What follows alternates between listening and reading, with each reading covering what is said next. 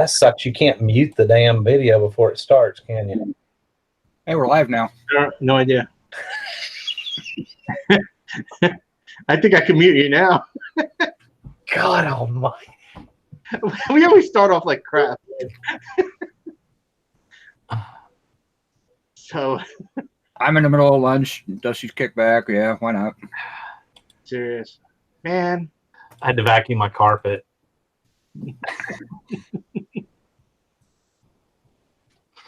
As a metaphor. Oh wait, Craig's going live too. Yes, reseller battle. Oh, Mr. Stash in the house. So, actually, you made it on time this time, right? Anyway, welcome to the channel, everyone. Of course, I know you're joking, Craig. Today, we're going to talk about why we canceled Jason's storage auction account. what I like to call Eric's folly. How someone hacked my storage auction account and must have bid on a storage unit for me. Yeah, when I specifically said I didn't want anything else until I sell some more stuff. Yeah, he said that exactly. Yes, literally. Word for word, if I'm not mistaken. I think the word for word was, if that goes for that amount and I don't place a bid, I'm going to be really upset that it sold for that amount.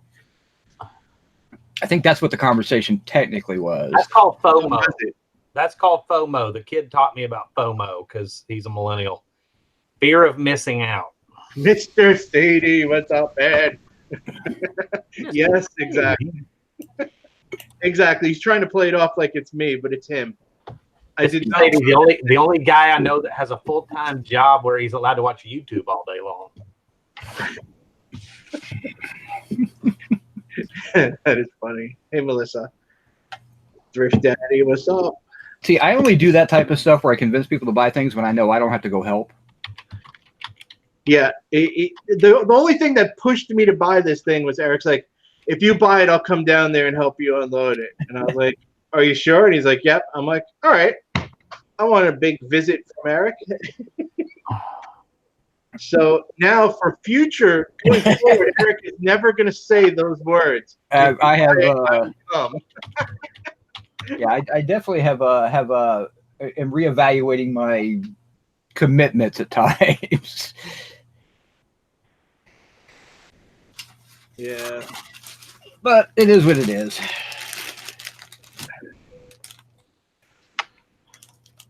Huh. So yeah, exactly. The Abbott and Costello reselling. I like it. I like it a lot. So anyway, we were the Musketeers. Oh yeah, that's right. It was the Three Musketeers. Yeah. Only Abbott and Costello if Dusty's not around. So if y'all are Abbott and Costello, then what am I like? We're only Abbott and Costello when we're cleaning out a unit. That's what because it was a comedy of errors. It really was. I'm the sidekick. I'm like Ed McMahon. I'll just sit over here and go, yes, every once in a while. Oh man. Yeah, it's so funny. Was it? Adam remembers to bring a cooler full of drinks, but like not a single flashlight among us. That was great. Yeah, that was interesting. It was like the darkest unit ever, too. It was like in this corner, in the corner, no lights in the hallway, no lights in the unit. That was bizarre, though, that it was an interior with no light. I mean, like there wasn't even a single bulb in the ceiling. I don't think I've ever seen an interior one where there wasn't at least a hall light or some kind of light. Yeah, it was just nothing. It's probably a good thing because we probably would have just puked as soon as we opened the door and ran away. So serious, like we opened the door and like Eric stopped, and I thought it was out of astonishment, but no, it was because he literally hit the stuff. Like, like open the door. Okay. Hey, what's up, Glenn? And the light switch on, and it all burst into flames. Oh my god! I asked for a match many times. Believe me. Oh my goodness, the kid is present. Adam Cotter, what's up, my man? So Adam helped us clean out this unit. Unfortunately, I had an added expense of having to rent a 5x5 directly across the way. So Adam had a safe place to go to every once in a while. But other than that, We enjoyed his company. We did let him pick lunch and everything, so we ended up with mocha frappuccino BS things. I don't know what they were drinking, but Oh, that's right. Yeah, Adam did go get us lunch and everything. Mad props. And flashlights. flashlights, yeah. Was it pizza? Yeah. By the way, you've never seen Eric curse as much as you have when after unloading for about 2 hours on this 9-hour unload. After about 2 hours, some guy in a truck pulls up and needs us to move the U-Haul. I kid you not. The giant, huge thing. We got the U-Haul all set up. We're loading up the thing, and some guy needs to get into the U-Haul, the one unit that the cab of the truck is blocking. Yep. Oh, That's awesome. That was great, man. I'm like, are you freaking kidding me? Did y'all use the ramp or did you just load manually? Both. Yeah, both. Because you had carts too. Well, we had the flat cart at the storage unit place, and we had brought Jason's rolling bin that fits on the ramp and rolls up and down with that. So nice. Yeah. Hey, what's going on, Jesse? And who's it? Oh, Mike's in here. What's up, Mike? Smoking a giant cigar that I don't know the brand of. It was in a bag that I bought.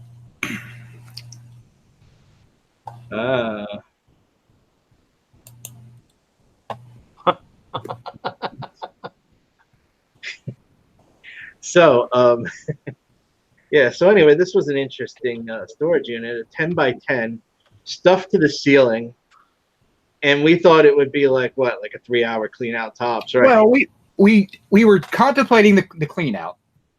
We know it was full because we had some pictures. We knew, but we didn't realize when they meant 10 by 10, it was 10 by 10 by 10, completely full. And we were originally going to get a 15-foot truck, and we decided, you know what, it's the same price. Let's get the 20-footer. We'll have a lot of space left over, and we won't be so cramped. Yeah. At the end of the day, we had to hold stuff to get the door closed. Yes, you have to we close literally were holding it and closing the door at the same time. 20-foot truck. The math doesn't even work out as far as I can tell. Yeah. Unless Adam didn't stack right. How high did he go? No, he went high. He went all the way to the ceiling. Yeah. And what do you call it? And we also had Adam's SUV full. Yeah. In fact, it was so full that Adam was going to leave the cooler, remember? And then you put it in the front seat between you. Yeah, I had the cooler in between me and Lucas in the front seat. So just ditch the cooler and leave it here. He was ready to, but it still had drinks in it. I was taking that with me. That's so awesome. It was unique.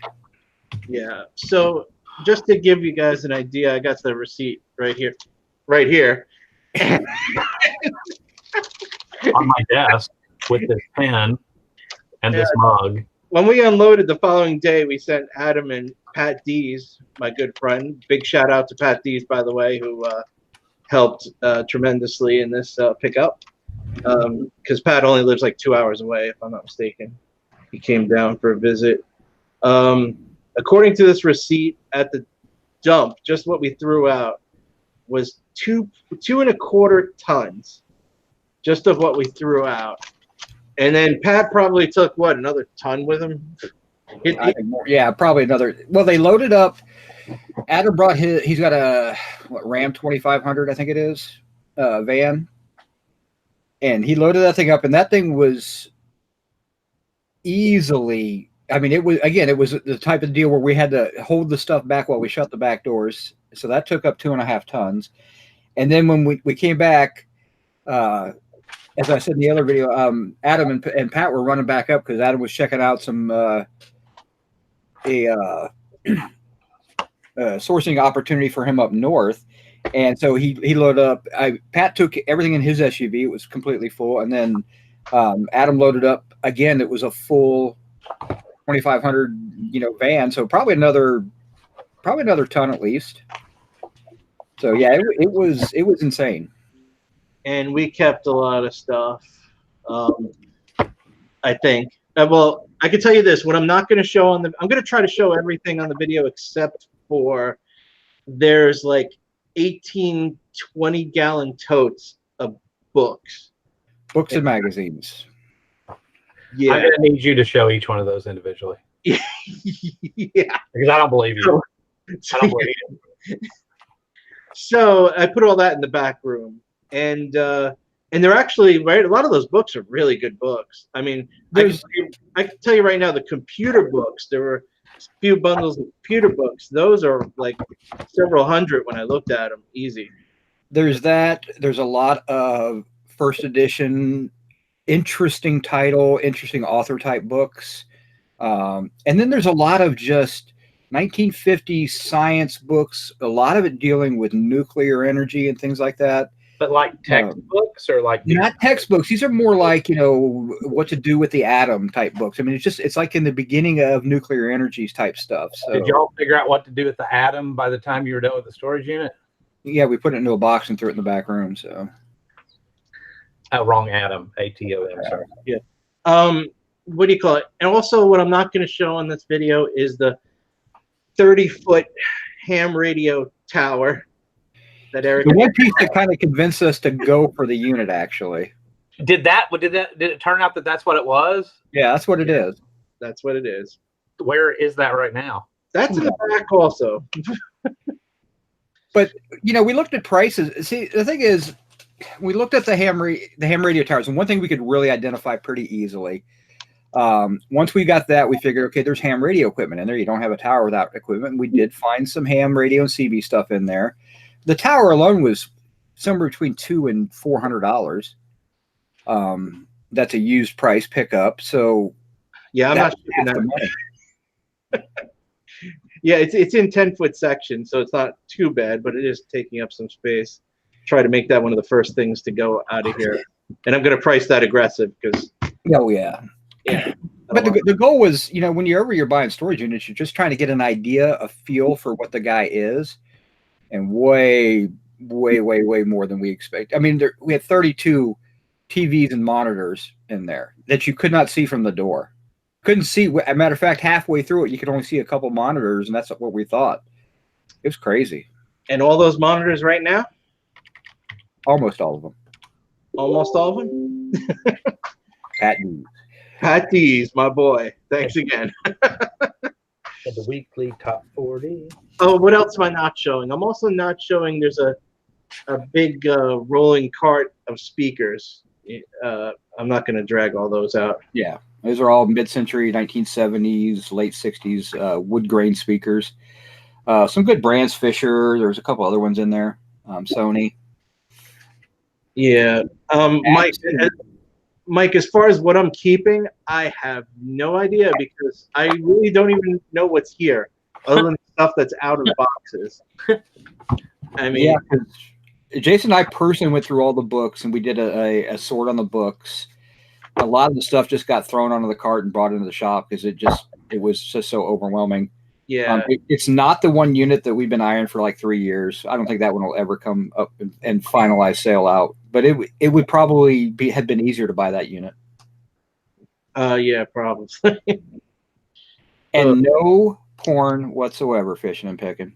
And no toys? No toys, no porn, I mean, the guy had tons of magazines and not a single girly magazine in there at all. Was he a priest or something? Or like a 96 or very religious? Or? But he hadn't been in the unit since 94, 95. And at that point, he was probably still 70 years old. So, maybe just kind of given up on that. So he kept all the good stuff at home. That's right. The unit is 36 years old. The guy's owned it. Wow. Yeah. And like I said, the newest thing we found was 94, 95. So, I mean, he hadn't even been in the unit in 25 years. So, yeah. That was interesting. So, I mean, I guess we could begin, but it's such a daunting pile. I don't even want to. Oh, it's like. Here's the interesting thing is, while we're sitting there going through the unit, the lady goes, "Oh, by the way, next month he's got a 5x10 coming up for sale as well. That is so packed we couldn't get the door open." And we're like, this is before we've done any unloading. We're like, "Oh, we'll have to keep an eye on that." No. Eric's not going to say the words again. I'll come up and help you if you buy it. It wouldn't have been so bad if it had been a garage door unit where you could flip open the garage door and we could unload right into the truck. But having to take it down hallways and working out of a 3-foot door just was not fun. And I just want to tell a little story first before we begin about little boy Courageous over here. Me and Adam are unloading the U-Haul, loading the U-Haul up, and Eric's back in the storage unit going through stuff. And all of a sudden we hear this like scream, like King Kong reached out and grabbed someone, and we go flying around the corner, and we see Eric, and this is when it was almost empty, so it's just trash all over the floor. And Eric's there with like a metal spike in his hand. Like, I'm like, what's going on? Like, I thought like maybe he fell and broke his arm or something. He's like, mouse.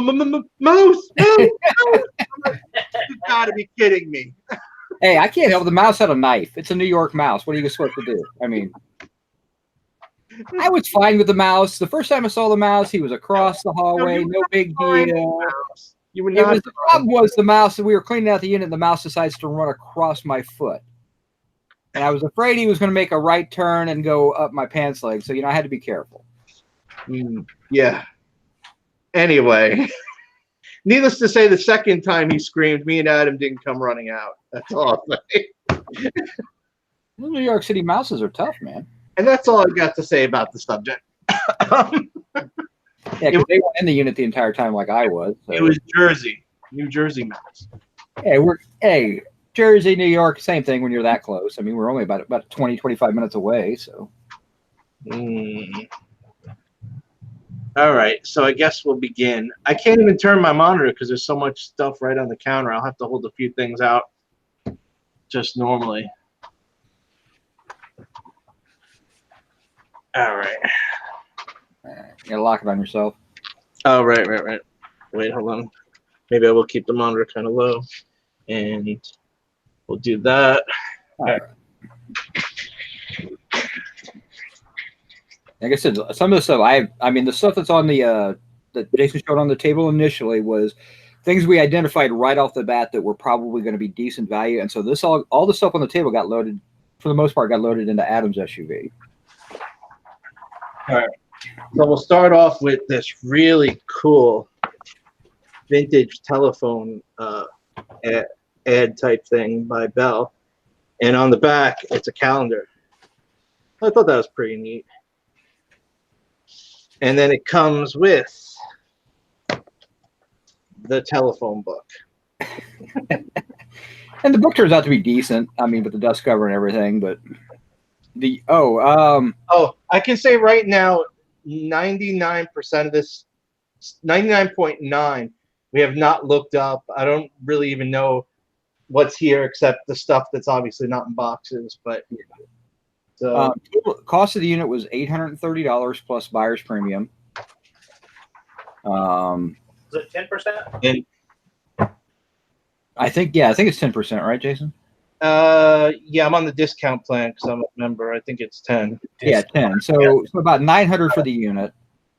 There was $300 into truck rental and $300 into dump. So $1,400. And then Adam's safe place, the 5x5. Oh, that's true. It's a safe place, the flashlights, lunches, and all that. So yeah, say 1550 into the whole thing. All right. And let's see. There's just a couple of books here. I'll run. There's only like 3 or 4. We got Kodak. We got 2 editions. Hopefully there's the 3rd edition. There is. You have all 3. They're all there. Oh, they are? Okay. Yeah. This is the history of Second World War and stuff. So, I mean, this is actually a really cool illustrated book and stuff. It's a VFW book, which nice. is interesting. Yeah. Then we got this other big no real tools in the unit at all. I think we got the whole series of these too. There's like 10 in the series there. I mean, those things probably weigh 8-10 pounds a piece. Yeah. You're not locked on you yet. Yeah, I was about to tell him to lock it on. It is locked. I did lock it. Didn't stay then.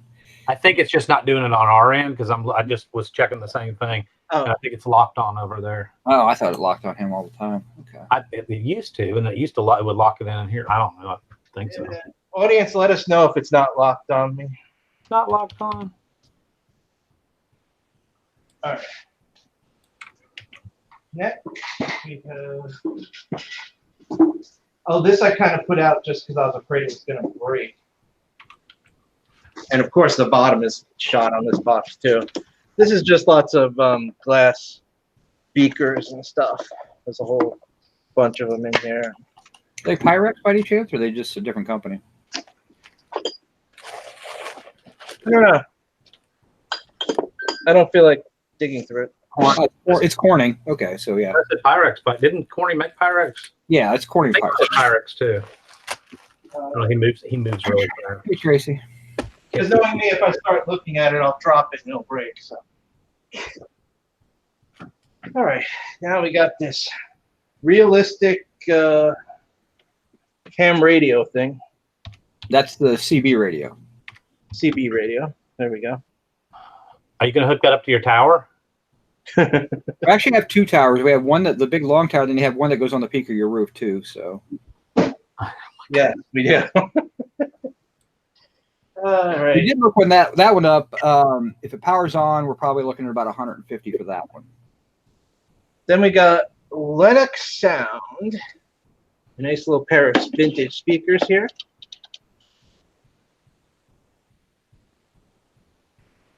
Garbage. That worked. Yeah, the unit, Mr. Sadie, the unit was actually, it was dusty because it had a lot of paper in it. But other than that, it wasn't bad. I mean, he did protect everything he put in there. If he had a stereo receiver, he threw it inside of a bag.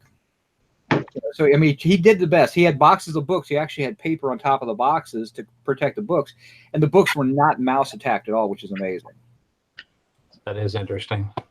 So this is a vintage computer terminal. Let me take off the front cover.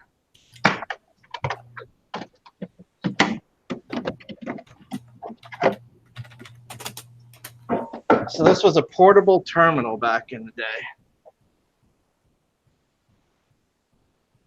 On the back, it's got the ports and everything, and it's actually got a printer built into it as well. Yeah, because it didn't use a monitor back then. Everything was done on paper. Yeah, it's by Computer Devices. Yeah, it's called the. Yep. Is that going in the collection or is that one for sale? No, I don't like terminals. This is for sale. And what was the price? We looked that up. It was anywhere from like 100 to 3. No, this one was a solid 100, I think, 75 to 100. Okay. It's not a, well, they had people asking 3, but actual solds were only in like the $80 range. Right. Next we have your old school IBM that weighs a ton. The cover is a little loose. It doesn't have the screws on it. Oh my God, that was my first computer. Yep, that's an 8088. Yep, that's what I had with dual 5 1/4. Yep. Then we have a really neat IBM Clone 286, this is even heavier and bigger than the other one. Yeah. That's a good system. It was a good brand. Osicon was a good brand back in the day. So, and the older systems actually are worth a decent amount of money. I mean, you know, if you're good, clean, and they boot up and everything, they're a couple $100 probably just for that both of those computers.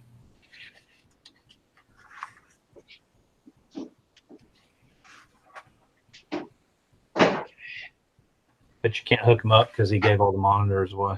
Nope. He's got spares. See, he's got the IBM monitor right there. Oh man, Yeah. That was my monitor too. Yeah.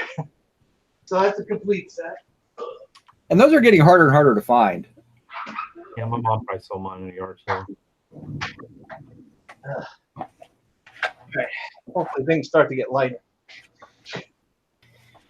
Nothing like handling it. This is the third time you're going to handle it. So. Sure. Hold on, I gotta make space. Yeah, that was I mean, we got it all into Jason's shop. We got the truck unloaded by brute force. We started at 9:30 the next on Friday. We were done, I think, pretty much unloading by 2:30. But we didn't load it in the shop until get done with that until almost 9 o'clock. So it was interesting. Hopefully it gets smaller here on out. What she said. Now this is pretty dirty, but this will clean up. This is actually a pretty rare machine. We got an NCR. NCR, I have one of those right there. Oh my God, this thing is big as hell. Yep. And heavy. So that's okay. Don't forget to, I got to bring that in my NCR when I come back up next time. Can you bring that one back over? I didn't get to see it. Told y'all it was going to be of no value. I'm sweating now. Did you take your ibuprofen before you started this show? No, I did not. All right, I think I can kind of get to the desk now. Let's see. All right. Everybody still with us? Now we can start seeing stuff. Okay. There you go. How's that? Good? Yep. All right, we got a box here. Oh, interesting. This is a box that is completely filled with 5 1/4 floppies. So, are you going to see what's on them and make sure that wasn't his inventory system for all that stuff and that he cataloged it all? And here's a whole bunch of floppies too in here. And that's worth whatever it's worth. I mean, it could be worth a lot. It could be worth nothing. I mean, I'm not digging through it right now. Yeah. We'll get back to you on that one. If they're games, they can be worth good money. If they're not, they're just, useful for somebody who has the computers, and that's about it. So. All right. Next, we got parts. I got dibs on Leisure Suit Larry if you find it. Hell no. Here's some Stinger parts. Those go with the Singer machine. Yeah, we'll get to that later.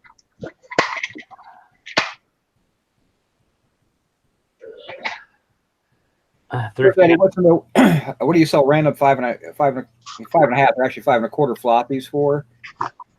So you sell them in lots. I mean, you can get decent money out of a lot of floppies. But you're absolutely right, Mr. Taylor.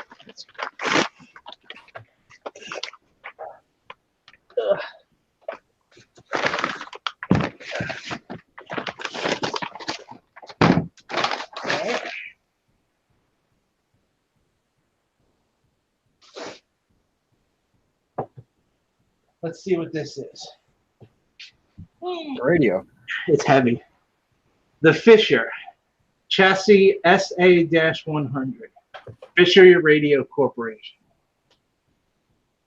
Turning it around, what kind of outputs does it have? Is it? What's the backside show?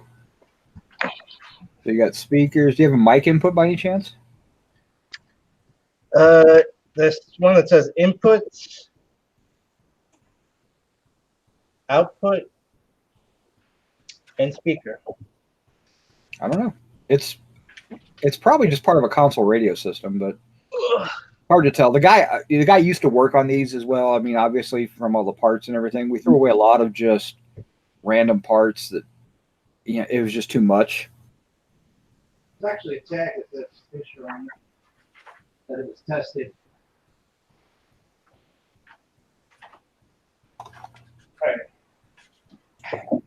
I don't care. No. Oh, here's the rest of the volumes of that book that you saw earlier. The Fisher SA-100 is a stereo amplifier. If it was in excellent condition, someone wants $3,200 for it. What about junk condition? It's still probably going to bring, I don't know, 30 to 50. We have a original boomerang. That was the first thing we took out of the unit. That's kind of cool. Yep. And there you go. Wow, I didn't even notice the painting on it. Throw it. Yeah. No, I'm not throwing it.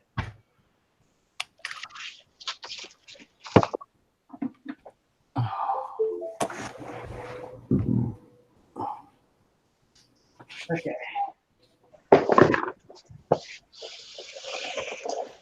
Here we have, this is a vintage keyboard that looks like. Is it a keyboard or is it actually a computer? No, it's the keyboard to an HP 85, which is like okay. a pretty rare machine. I actually have the whole machine back here. Get to it later. But this is an extra keyboard off one. And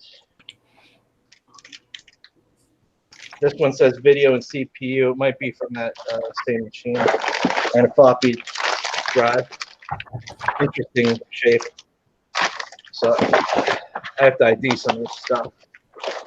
If that's all on the HP 85, that'll be good money there. So yeah, the keyboard's definitely HP 85 because I matched it to the one that's here.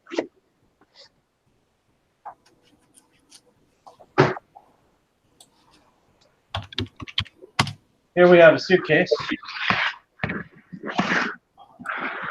we thought we were going to do really well with it because it was full and heavy. We opened it up and it was full of National Geographics.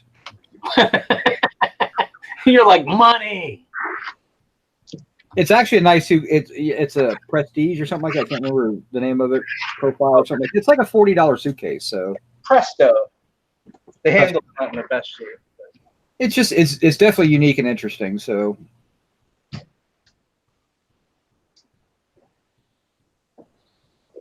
next we have this awesome. Well, we had this awesome. most valuable item so far. Yeah. Yes, this is a clock and radio desk set. And this one sold on this are 100, 150. So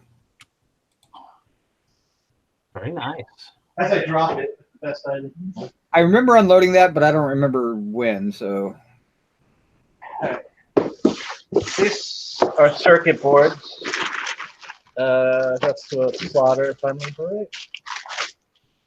Unknown yet. Motherboard. Unknown board. And these two, this is a main board from the HP 85 that we were talking about earlier.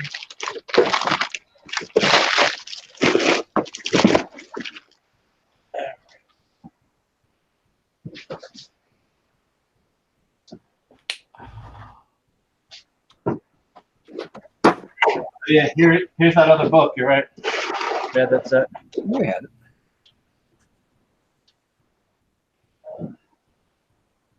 All right, what's this thing? This looks like a shop-made toy of some sort. Stop clock.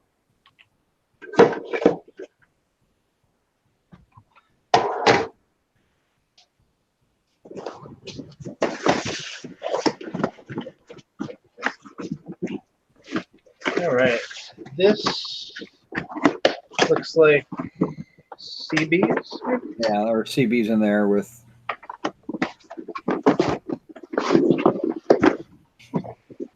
It's actually pretty damn clean. What brand? Oh, it's a Royce. Yeah, Royce is a good brand of CBs. So. Yep. And the other one is tape player. Craig. That's pretty low end, if I remember right. Yep. Looks like about $50 for the Royce. All right. Depending on firing it up and working and everything. So.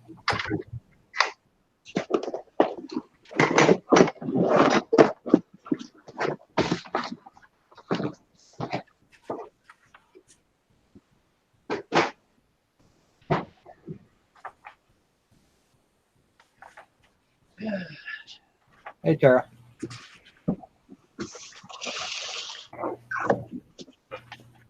Hey, what's up, Tara? How you know that's not Jim? It's never Jim. Because the Jim and Tara Carey icon said it's always Tara. It's always Tara. So this says best tone. That was a tape deck, wasn't it? Oh. The one latch is broken. You're right. It's a little reel-to-reel, like a mini one. Yep. No personal recorder. Those are usually 20 to 30. Yeah. All right.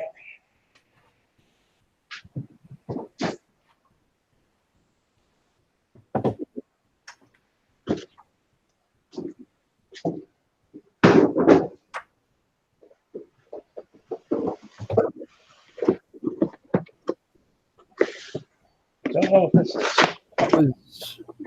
That's the amplifier, if I remember correctly.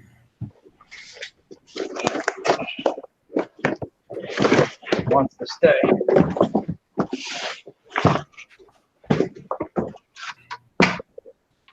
It's a little beat up, but it's actually not bad value-wise.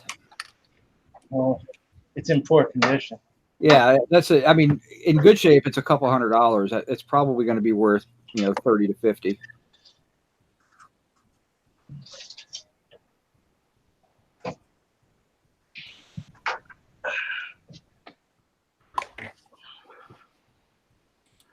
Very nice. Very nice.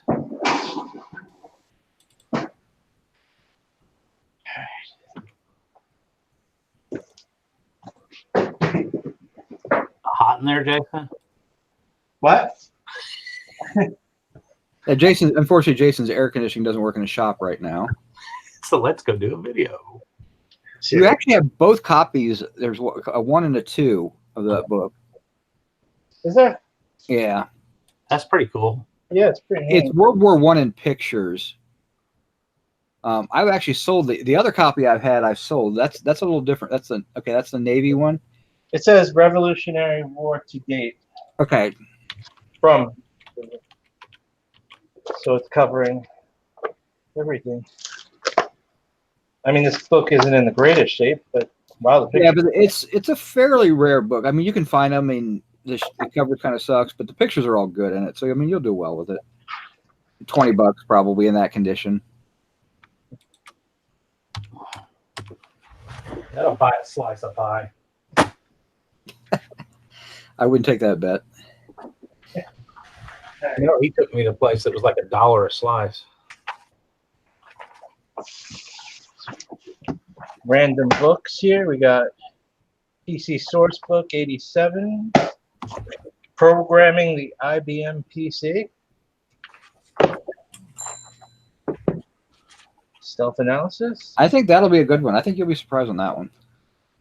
The Meaning of Masonry. This one's big. Encyclopedia of Freemasonry. Newsweek.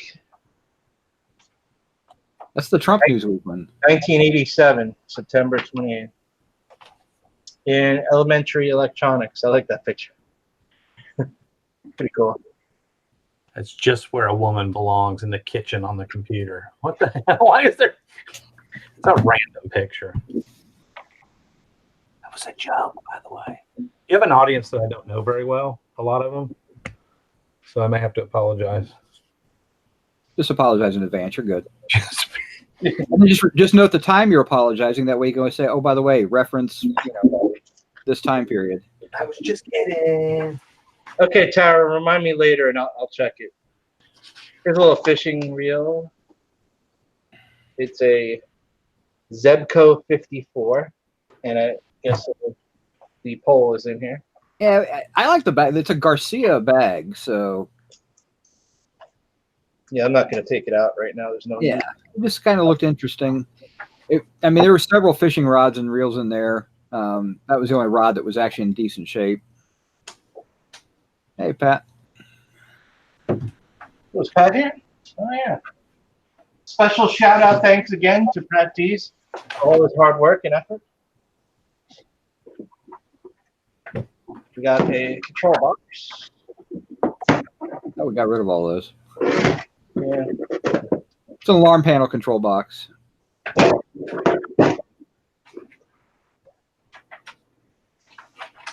PC board, HP. Well, that's good. It's never been used. Yeah, it looks new. I gotta figure. Oh, it's Epson. Probably to a printer, maybe. Yeah, that's the computers back in the day too. So It's marked HP and Epson on the board. Here's another random board.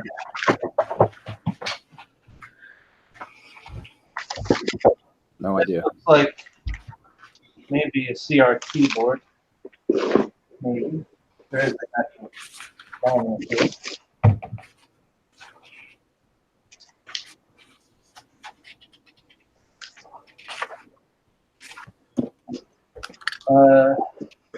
We have another, looks like a Canon micro floppy drive.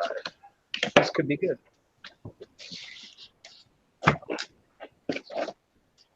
Yep. Yep. 3.5. 3.5. 3.5 drive, but what's interesting actually is that it's gray and it doesn't have an eject button. So it might be for a very specific machine. So that could hold some value.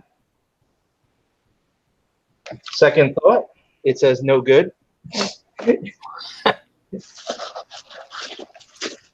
But you can still sell it for parts, I'm sure. Stow it in that can over there with the Coke tray. No, the Coke tray can is only reserved for when the This is a fire pisses you off. Yep.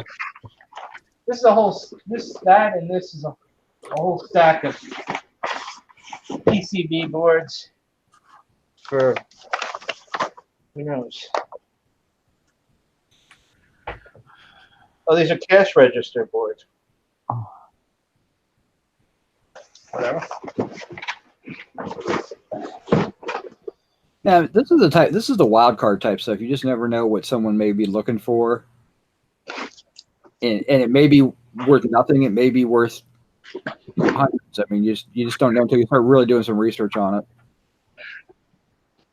I'm gonna go with nothing. It's always best to assume nothing and then happily be surprised.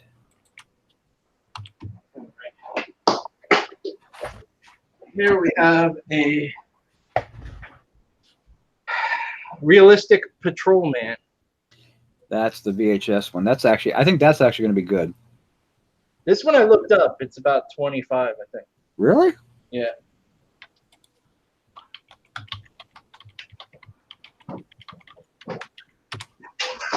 It's a Patrolman Pro 2B. B as in boy.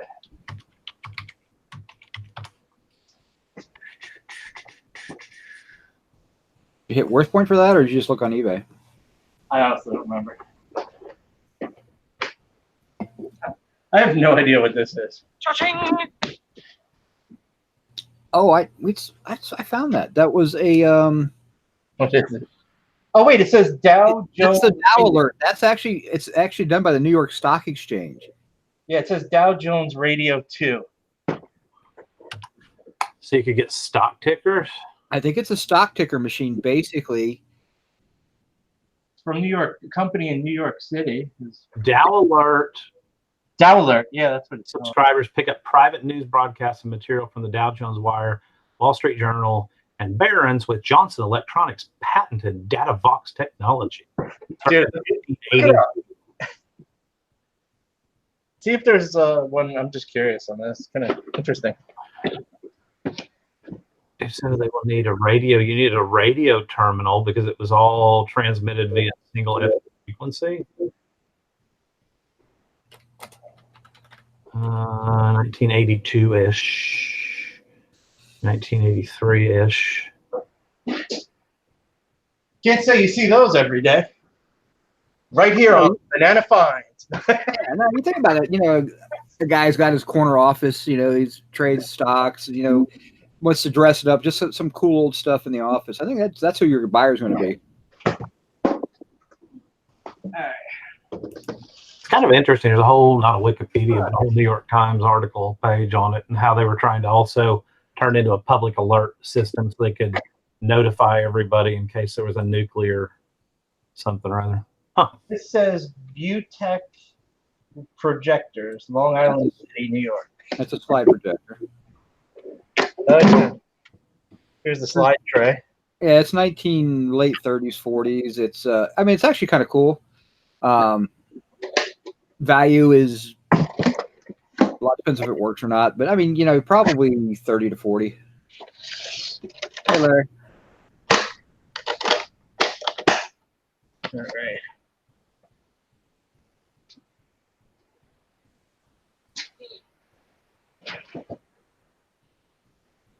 What's next? We have a ColecoVision. Love this game system. The best. What's the ColecoVision worth anymore, anyway? I forget, $80, 100, I don't know, something around there. It also it does have the giant power supply. These were known for like this massive brick power supply. It's somewhere in one of the boxes. We found it.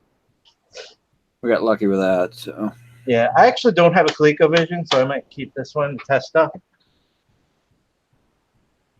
do you have any Coleco stuff left? Of course.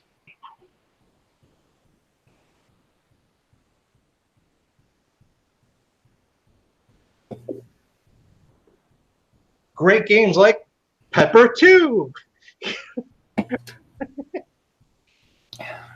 Well, there's a reason to keep it then.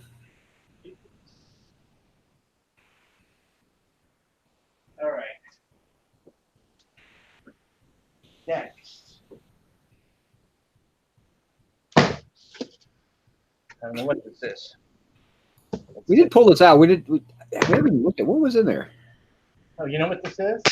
This is It's taped halfway down, so be careful if you pull it if you open it. Yep. It's actually all white paper except the piece that's in here. Oh. What do we got? Oh, neat. It's a vintage computer. Acer. Oh, that's cool. A little rough, but you could frame it up decently. Yeah, it's a little rough on the edge down there, but yeah, many of these don't really survive. That's pretty cool. All right, that's probably a keeper. Use the paper for packing. I mean, If I drop this tube one more time. Okay. Yeah, so this is trash. This is good.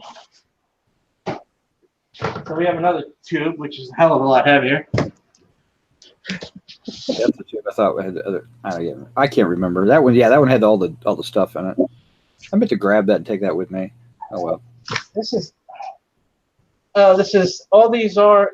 I think they're aerial maps.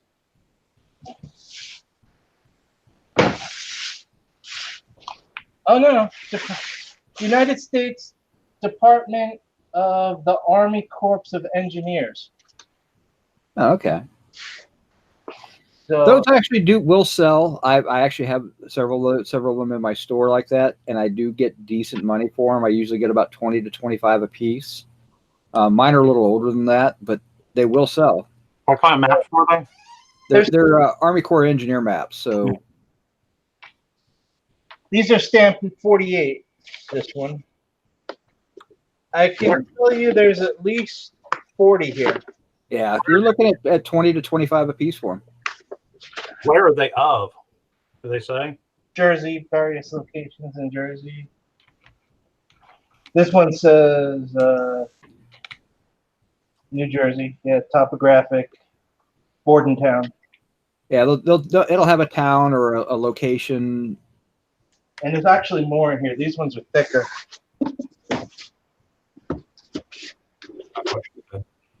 Dude, that's the aerial photos then too.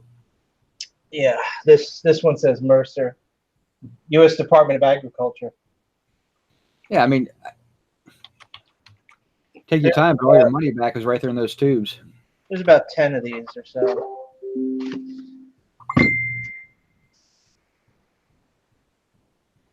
All right. Do you have a way to take photos of those? I know Eric does the magnet thing, and I have a big piece of plexiglass I use for rolled stuff. Do you have anything like that? I got something when I did the Disney posters a while back, but I was using something I forget. Why don't you just sell all those to me? Those? No, because I would never. I hate listing rolled stuff. I think they're intriguing. I mean, I'll pick them up the next time I'm up there because he won't get to them. So yeah, give them. But there you have them. Sure. The one thing that's worth money, 25 times 40, whatever.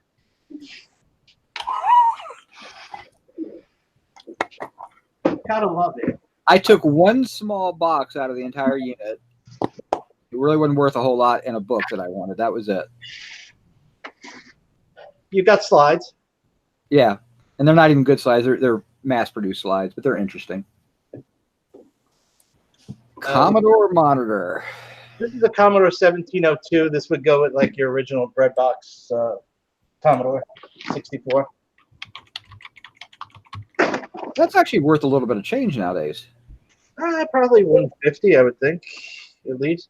It's in nice shape. I'll probably hold on to this stuff. Yeah. And there's one that sold for $250. Oh, with free shipping. Yeah, but still, $179.50 shipping, $179.50 shipping, $150 with 50 shipping. That was pretty clean too. Oh yeah, here's the other book. Yeah, that's the one. I've sold that before, so that's really cool. Yeah. Again, Can you look and see if my grandfather's in there? Yeah, right on that. it's one of the bodies that was mustard gassed. Yeah. Oh my God, that's awful. God, Dusty was bad. That's what I always get with yearbooks, though. People message me and go, "Hey, can you look to see if my cousin's in there?" I'm like, "Why don't you find out what year your cousin graduated, what school he went to, and then he's probably in there." So this was this guy. He wrapped everything in bags. It made it very difficult. We thought they were boxes. All right, we got a VIC 20, Commodore VIC 20. This is the breadbox style, like I was talking about before, but this is a VIC 20.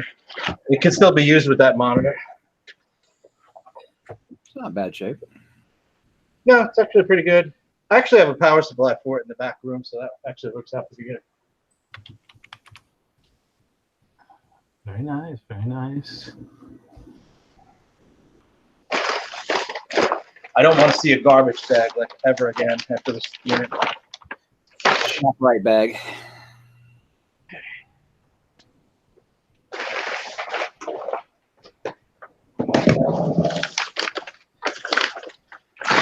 Hey Sherry, what's going on?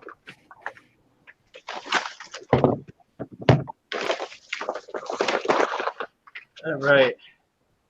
This is boom. Speaker. Yes. Sony speaker. Single speaker. It says Sony on it. Pretty cool looking. I think you have the pair, but I don't remember. No. That's what she said.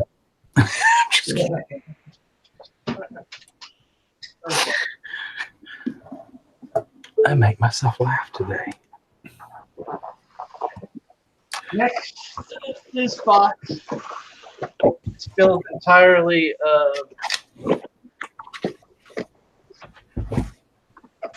yeah, serious two hip. I mean, like hundreds of them. Yeah, we threw out, I think, 3 garbage bags full of just brown paper bags. The coffee song. Oh, Columbia. I mean, these are 78s for the most part. RCA. Yeah, and this is where you're gonna. There's good value in these, but for certain ones, you have to go through each one. Ugh. Why didn't you take these, Eric?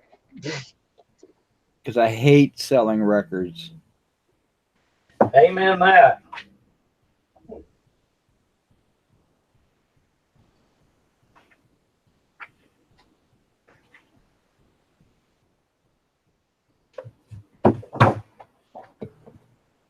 Okay.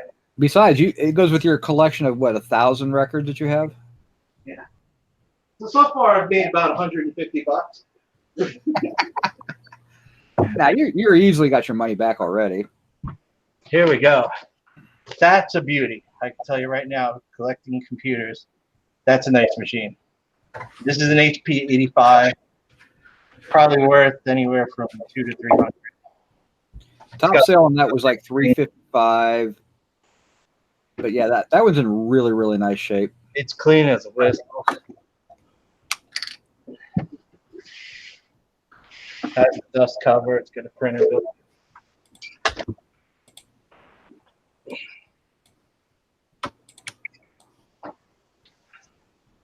Let me find a new home for this one.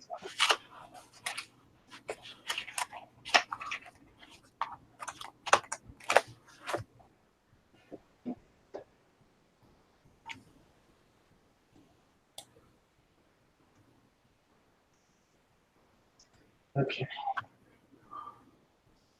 S50, AS5. F-Sync. Yes, printer supplies. Nope. It's a monitor, actually. It's a whole. Did you open any of the boxes? You were like, oh, it's a whole box full of form feed paper. We actually found a box of paper. I'm not going to pull this out. It's just an early monitor. Probably. Does it say on it? It's probably VGA. Yeah, but nice thing is it was new in the box, or newish in the box, I should say. It's got all the packing and everything with it. Yeah, and this was neat. I put this in here so it wouldn't get damaged. This is a, let's see, a Percom separator for the Atari 810 disk drive. It's a little PCB board. I'm not sure what it does, but I'll find out. You were selling boards like that for like $100 a piece from that video game unit or video game auction you bought. So yeah, I mean, and this is still sealed. I mean, it's at least $50. At least, probably might be good. Who knows? I'll look it up later.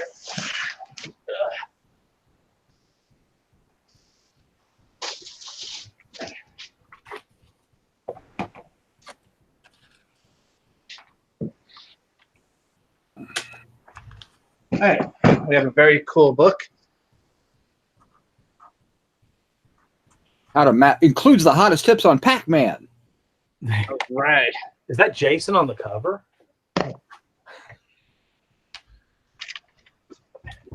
Yeah, it's got some advertisements for some computer stuff in there. I love the old ads. What was that for $899? That was a computer. It was funny. We looked up the price on that data thing terminal. That data terminal thing that he had earlier originally priced up. Oh wait, no, I'm sorry. That was the viewer. The little viewer. It's a probably an 8mm movie viewer. Okay.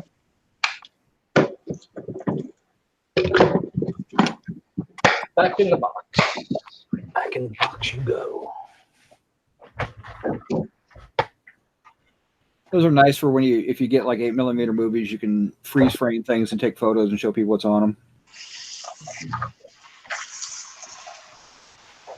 2 stacks of more of these Victor records and other Capitol or whatever.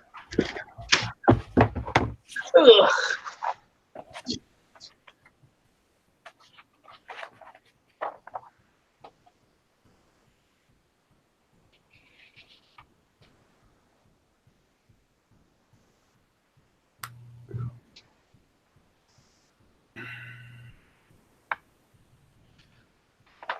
All right, it's piled so high over here that I can literally just reach over.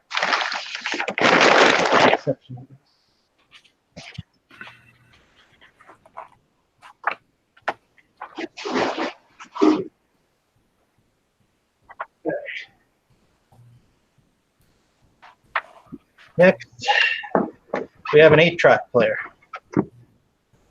with wood grain. Real nice, like 70. I could just see it next to the shag carpet.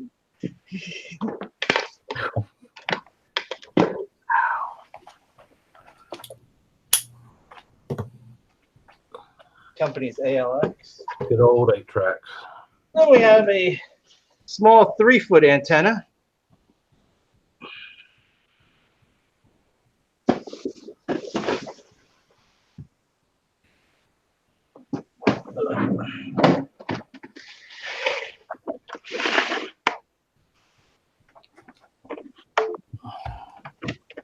Typewriter.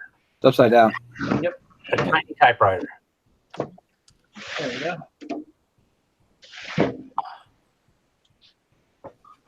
Nice manual. Blue. Colors are important with these. That's a good color. What brand is that? I can't even. Smith Corona. Is it? Okay. It works and it advances. That's good.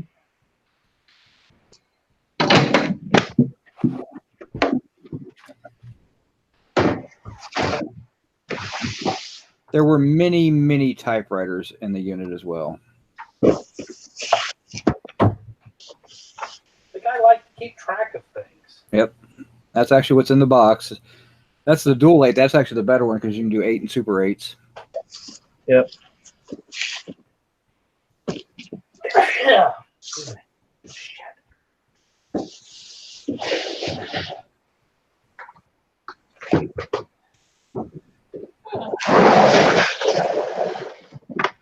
All right.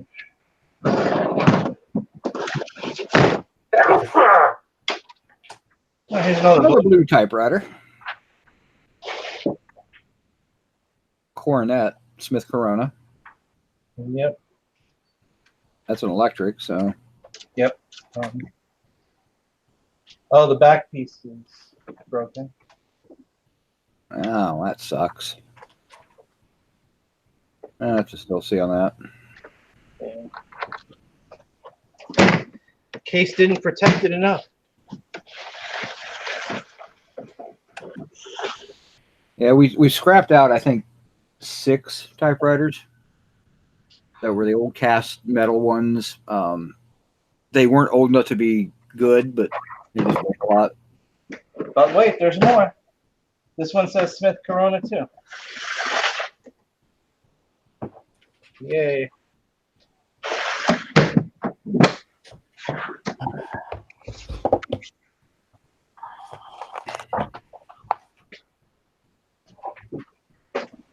And yet another. And I believe I like this one. Yeah, this is the one that's, I think, the neatest. It's an Underwood, what, 112? Yeah. It's an Underwood 112. That is a cool one. That reminds me of like the old Olivetti's. To it. Yeah. Uh-oh. The postman always rings twice.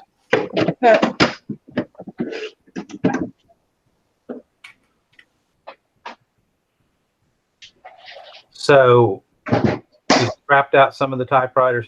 That's probably, y'all had to scrap a lot of heavy stuff too, though, because like magazines and crap like that. That's why you ended up with a pretty big. Well, no, those didn't go to the landfill. Those Pat took those to scrap out at the metal company. So I mean, he'll get some money for that type of stuff. So, which is good. But they were like the old cast iron. None of them were old enough to be worth keeping. Right. Another. This is a Embassy. Let me see. That looks like the type that you would, take to a meeting and got the mic. Got the microphone and everything. Looks like an old detectives unit. Does that say Watergate in on it anywhere?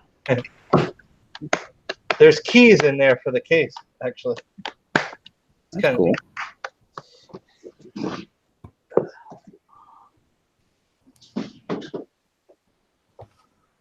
And I think we scrapped out 6 or 7.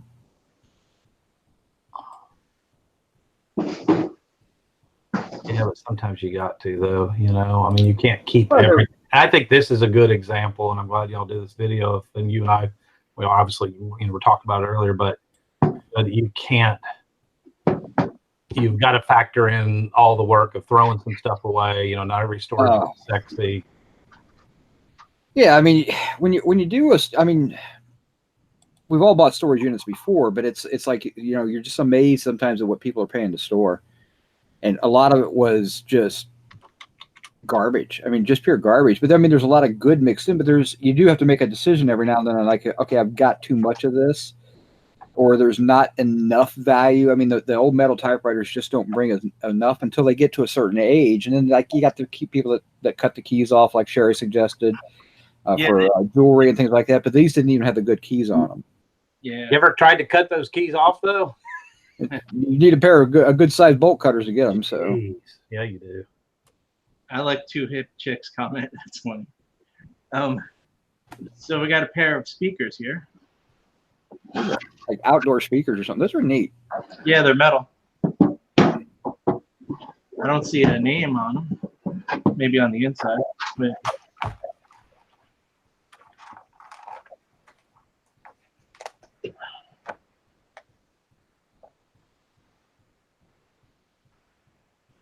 you can kind of see the speaker through the thing. Can't really make out the name though. Okay.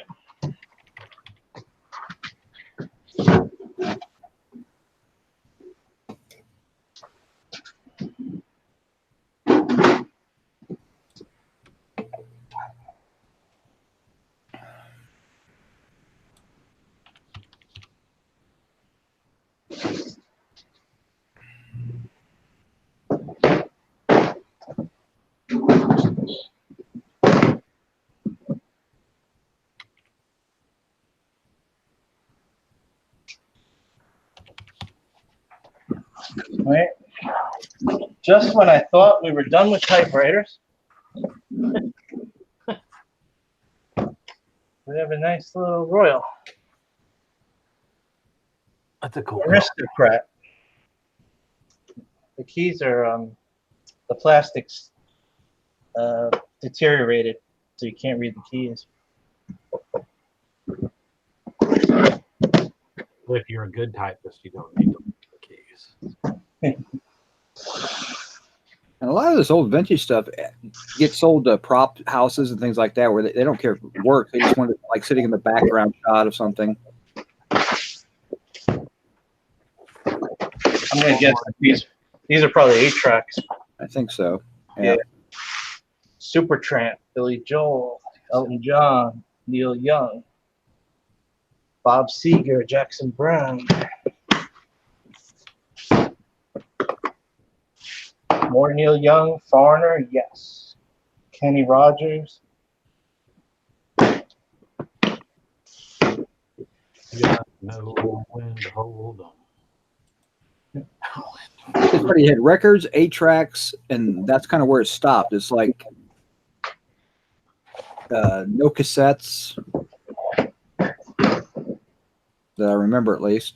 It was not climate controlled. But y'all had a decent day where it was only. We had 2 absolutely gorgeous, wonderful days. It was like top 72 degrees and breezy. A little bit of rain on the pickup day, but it was at the very end, so it actually felt kind of nice.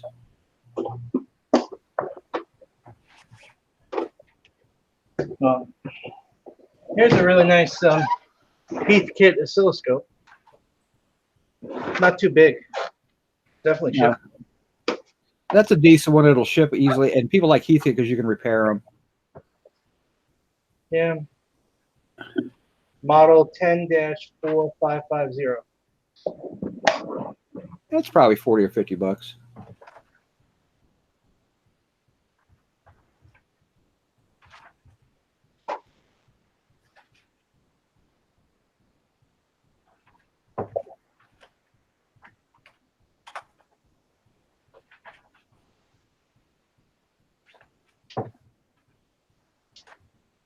All right, we're gonna do a 5-minute intermission. Move some stuff in the back. Everybody grab popcorn, a snack, whatever. If you're watching this after the fact, please fast forward for the next 5 minutes. Yeah, no, I mean it was fun. It was a fun unit. I mean, yeah, I mean we pulled some definite warpage stuff out and we threw it away. It was interesting because those brown bags looked like boxes in the photos. And so we thought it was full of boxes, and it turned out it was full of all these brown bags, and inside the bags were just magazine after magazine. We probably threw away 10 years worth of National Geographics, just weird magazine. I mean, nothing good. A lot of Time magazine and Newsweek and things like that. So it really wasn't, no, the magazines that were worth something, which like the vintage computer magazines, we kept all of those. But for the most part, that's where the weight came from when we were throwing things out with the books and the magazines. And it was just hundreds and hundreds and hundreds of magazines. And if you go to Pat D's 72 channel, you'll see them throwing everything away. You'll see he put a little bit longer video, doing a little bit more of the unload and things like that in there as well. The magazines were all from like 85 to 95. So it wasn't really no real value. There was a few pieces here and there that might have sold, but again, now you're talking $4, $5 a magazine. It's not worth the time when you've got better stuff, and it just would have been too overwhelming. But the computer magazines, there's a lot more value there. Those are $10, $15 a magazine. Some as high as 20. So it gets to be a little bit better for your time wise. And like I said, and there's, when you have like 18 totes of books and magazines, you gotta make a decision there. Yeah, it was very strange. The guy was 96 years old, 96, 97 years old, was still calling the storage unit place, asking about his personal items. Which there weren't any except for the manifesto. Yeah, we found what we call his manifesto. He started writing a diary. It was on loose leaf papers, and it was about 12 inches tall. And it was weird stuff. So we just went ahead and just kind of threw that away. Probably saved him. But yeah, interestingly enough, that unit has older units there still. We were talking with a lady, and she said there's people there that have units that have been there 38, 39 years since they built the place. That's this guy was close, but there's somebody there that's actually got one that's older. So it's just strange to see people pay that much money for that long. This unit was $125 a month. Now, so it probably started out being 25 or 30 bucks a month back in the day. So he probably had 20, 25 grand tied up in rental fees for all the years he had this stuff.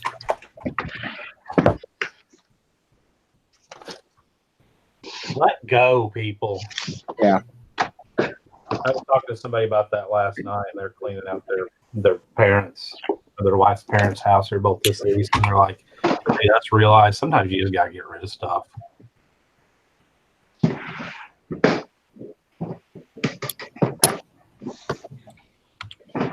just let it go. Yeah, there's some things it's okay to store, but you have to kind of make a decision. Once you start storing stuff, it's gonna deteriorate with time and ice and moisture and humidity and all that. You've got to kind of make a decision. If you're going to keep it for really more than a year or two, it's probably better off just selling it. Sherry asked if these are going to be okay after being there all hot and everything. Most of the electronics are going to be decent. You had some tube stuff, then you had the solid state. What you worry more about anything is either rust or warpage of the cases themselves. Like a lot of these had like wood cases and things like that, and those have a tendency to get a little damaged. But these turned out to be pretty decent. I think it was just packed so solidly in there that really it wasn't affected that much by all that. Rust and rats. Need a coffee break. 1 second. And this is the type what you're seeing on the table right here. This is kind of, we could see a little bit of this from the door, so we knew that there was some vintage electronics in it from the pictures, but we didn't know how much or what it was. But it helped age the unit. When you see electronics with that like a wood grain case, you can usually tell it's 70s and 80s, actually more 60s and 70s than 80s even. But and that's what people collect. People like the sound that the amplifiers and the tuners and everything put out back then. Yeah, ADDG says, yeah. So you're saying don't save a lifetime's worth of junk mail? Amen. I mean, throw away the phone books. You don't need them anymore anyhow. Don't save every yellow pages. Unless it's like pre-1960, then you can sell them. There was an estate I was going through recently, and it was like they had saved every single publisher's clearinghouse that had ever been mailed to them. I'm like, why? I mean, literally like banana boxes full. Like, you never know. I don't know why people save some things, but of course, what am I going to say if I were to keel over tomorrow, I mean, the people probably go through my stuff and go like, what was he saving this stuff for? No doubt. But I had a 10 by 10 that I had about halfway. It was full all the way across the shape of it, but it was only about halfway deep. And it took me 6 auctions to get rid of all of that. So, you know, it does take time. All right. Break time? We are on a 2-minute intermission. Hold on, I gotta go get a sandwich. A tab break, as you will. More like a back break, so just talk with the audience a little bit. Someone's got a question for you, Dusty. Yeah, we already answered that one. So you're saying don't save a lifetime? Yeah, that's right. Yeah, Sherry says paying for storage goes against her grain. Yeah, there's a time. I mean, when I put my stuff in storage, I was making some room down in my area, and I was trying to create a better flow for my eBay inventory. So I said, you know what, I'll go get a storage unit, and I said I was only going to keep it for a year, and that's all I kept it for was 1 year. So then I spent like $1,200 over a year's time storing the stuff. But then, you know, when I sold it for $7,000 or $8,000. So by the time you added up all my auctions, so it was worth storing for a year to get rid of that. But yeah, if you put it in storage and forget about it, you know, you're better off just walking away from it a lot of times. I am absolutely amazed how many times we see storage units that are just full of garbage. Thrift Daddy had a question. What is Tab? It's a refreshing beverage. It's the only beverage that is a diet soda that is still made with Aspartame. nope, Saccharin. It's put out by Coca-Cola, and it's very hard to get. It's a rarity. It was huge until they came out with the cancer study saying saccharin causes cancer. Then they, about 30 years later, they revisited that and said, well, perhaps if we hadn't, you know, shot the rats full of, 150 years worth of saccharin, they may have not got cancer. So, yeah, go figure, Sherry. So we should have brought the Tab with us to the storage unit, set it out. The rats could have gone to the storage unit, go drink some Tab. They'd been fine.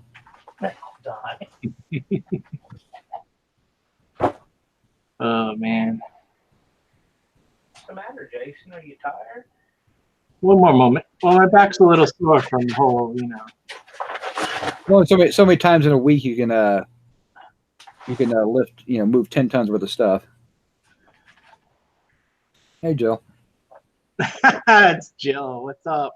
Haven't seen Jill in a while. No, you can get it in other places than storage units. Oh, man. All right, I know everyone is so excited to continue. My back's hurting already, and I'm just sitting here watching you move it all again. I can feel the tension in the air. I'm like, get going. Yeah, hurry up, man. You're cutting into nap time. All right. Like slave labor over here. Sorry, I'm coming. I'm using break time to list because I'm tired of y'all saying I haven't listed anything since damn February. It wasn't February. It was May. For a while there, I wasn't sure if you were going to make the 20K threshold for a 1099. That's right. Yes, I don't have to pay taxes this year. All right. So we have 8-track Panasonic. I should like that. That one looks neat to me. I like that one. And we have these are both the faux wood. What's this one? Empire. It's also an 8-track. That one's cool looking too. I like the gold dial on it and everything. Yeah. All right.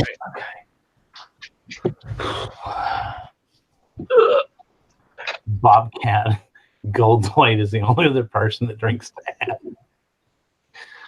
Oh, that's awesome. I like Tab. It's fine. No, it's not. I saw Fresca the other day in the store, and I like Fresca. I almost got one. Oh, I don't like Fresca. I don't like the way it tastes. Mm. That's got a weird taste to it. And Tab doesn't. No, Tab tastes. I grew up. I mean, I like saccharin, so I used to use saccharin was my favorite. Ooh. All right. This is cool. It has like a little joystick. That was the one we could see in the auction preview pictures, correct? Yeah. What brand is it? Super Scope, Quadrascope, model QRT-440 receiver. Oh, this joystick is controlling the speaker balance. Interesting.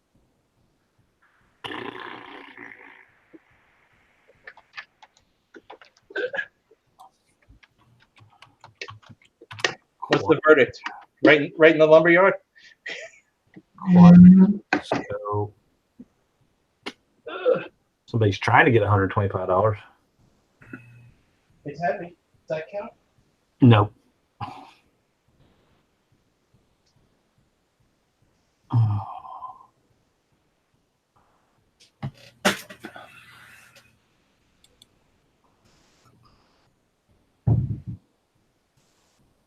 All right, next we got a nice little Canon dot matrix printer, PW-1080A.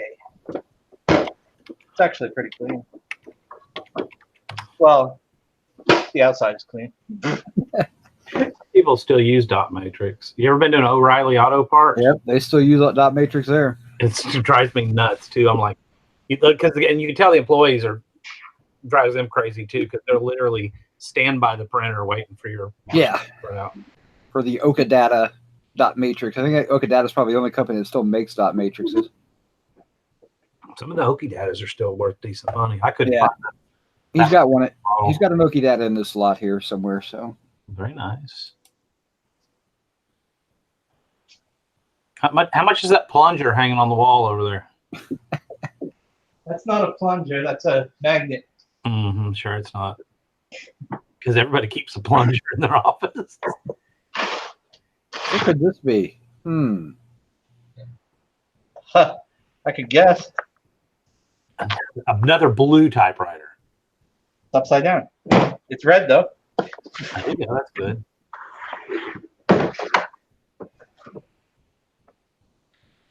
The red and white brother. I think that's actually going to be decent. It's pretty actually. It's maroon.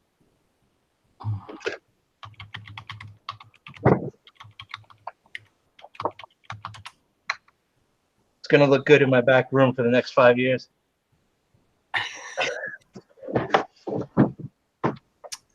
Was it a Valiant? Might have been. That name sounds familiar. Or a Deluxe 600 series?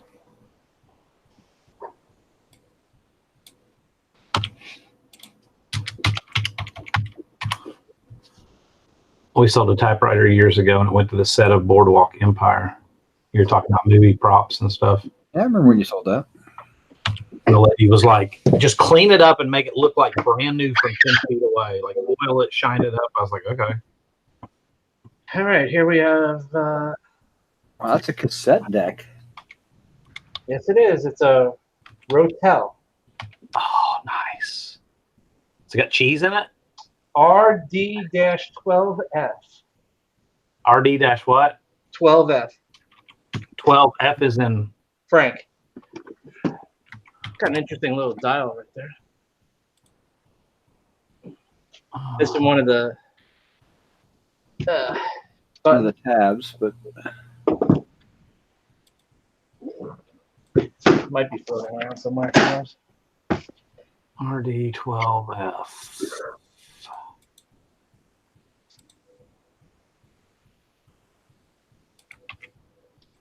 Not really getting anything. $40 about 7 years ago on WorthPoint. that's 4,000 now, right? But they could have charged $200 shipping. Yeah, you never know. There's that one.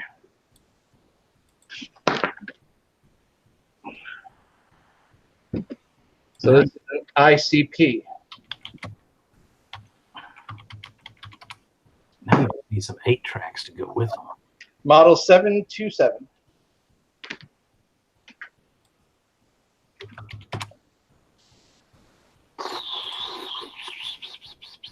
Got nothing. There's a different model. Somebody's trying to get $50, $75 somewhere in that neighborhood.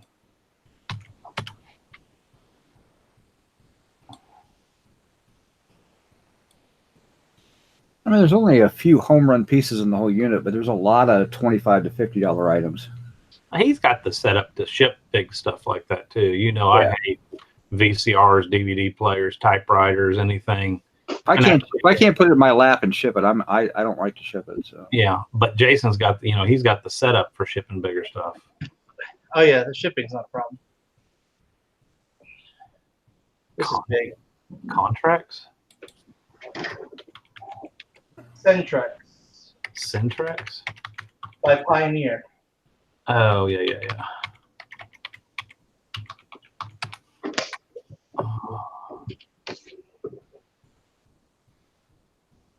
Model KH858.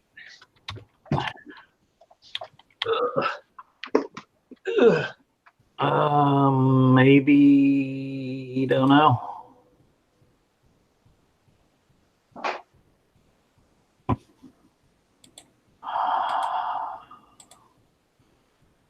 Oh, Jesus, this is 3 o'clock.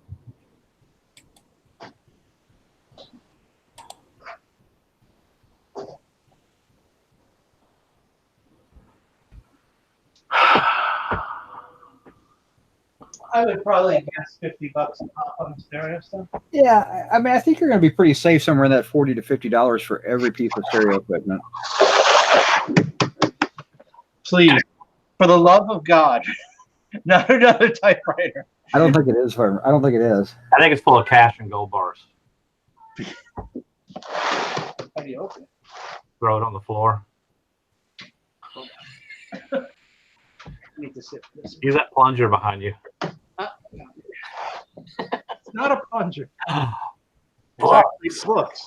It's full of books. The seashore. And it's wildlife. Mathematics and architecture. Broadway's greatest musicals. Oh, these are winners. Actually, the 40 knot sailboat, that might be good. The Big V. The history of the Vitagraph. The films of Howard Hawks. I like the films of Howard Hawks, actually, but Geometry book. that's nothing. Modern biology. A history of films. The guy had such a wide variety of taste. I mean, And Hollywood. the first 100 years. Sold under B. Dalton Books for $15.95. So keep the sailboat book and one other one, and then throw it in the floor. These two. The Howard Hawks book's good too. The Howard Hawks, the Vitagraph, and the sailboat book are probably the keepers out of there. Yeah, well, I'll throw these all in the book pile for now because all books I don't sell get donated to Goodwill.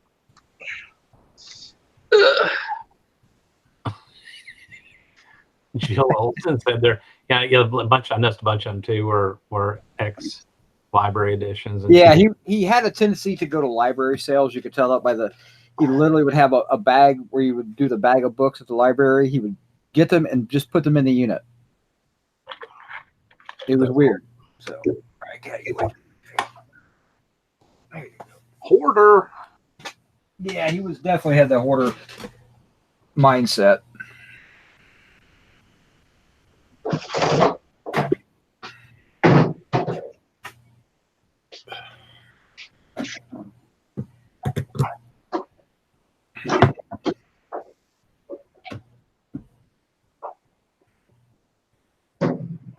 Just for the record, it's not a plunger. It's a magnet.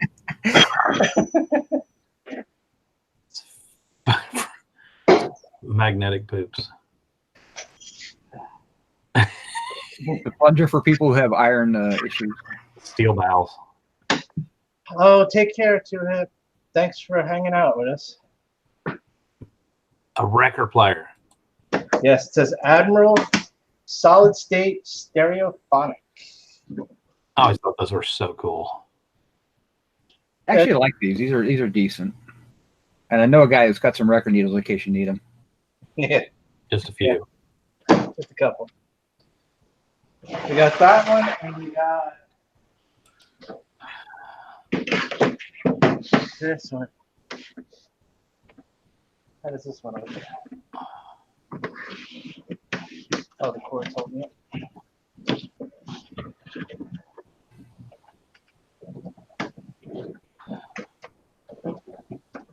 Which is totally knotted up. How did you knot the cord? It wasn't that way before.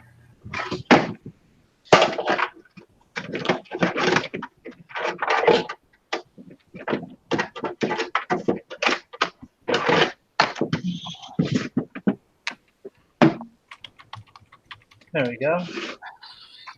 This one is Emerson. Emerson Wildcat. Wildcat, yeah. Jason's like, I remember back in the day, I used to hold one of these up on my shoulder like a boom box. No, I think like schools would have these and stuff, right? Somebody sold the Emerson Wildcat for $99 with free shipping.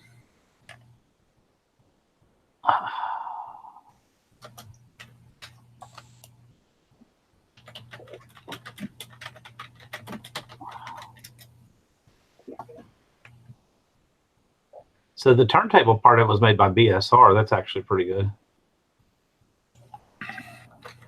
On that Wildcat. Oh, okay. This one says solid state. There's a volume on this side. General Electric. What's that piece of paper say? This? Yeah.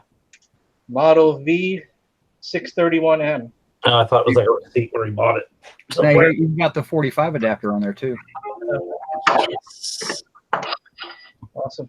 I always like trying to piece the story together, looking through receipts and trying to figure out, or y'all know me, I'll Google them and figure out their whole story. Yeah. Or try to anyhow.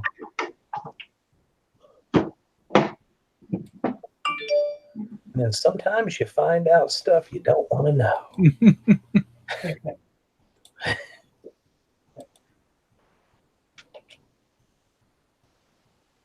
What the hell?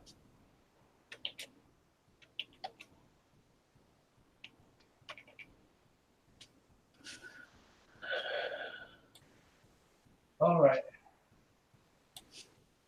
Next.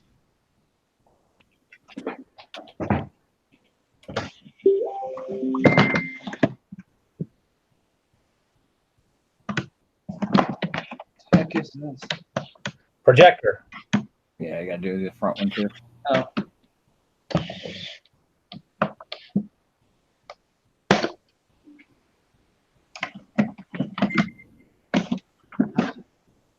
Yep. Another slide projector. This guy was all about his media, wasn't he? Yeah.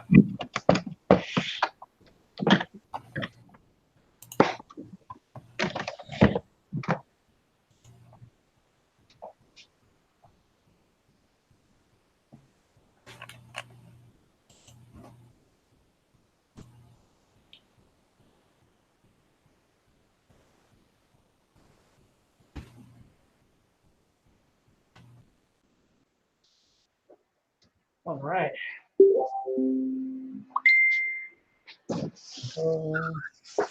Next, we have the Toastmaster 2000. Awesome. What's in here?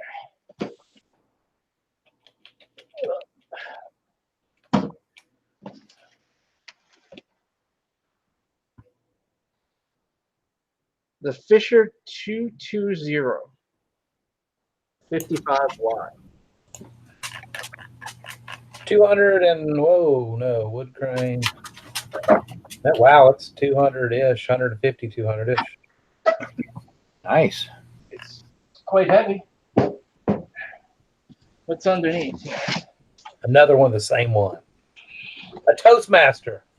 That's TX. Yep. It's also stuck. Toast juice.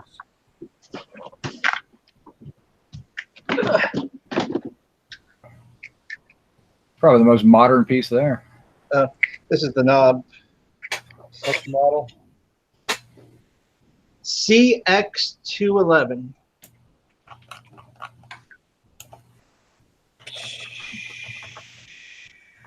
In Japan. Somebody sold the faceplate for $40.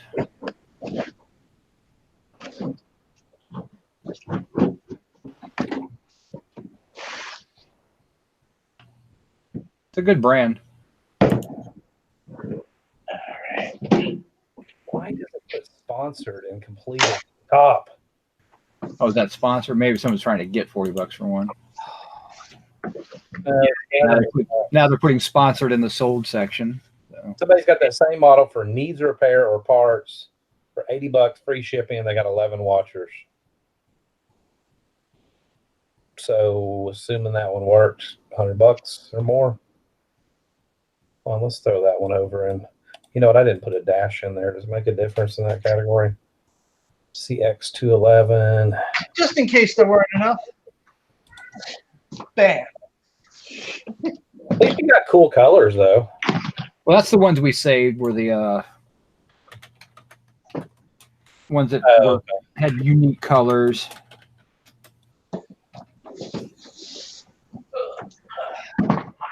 Well, at some point we will get to the smalls, everyone. There are smalls. I think $40 with $40 shipping on that typewriter. $85 with free shipping. So I mean, yeah, you're looking at. I mean, here's one for $122 with free shipping.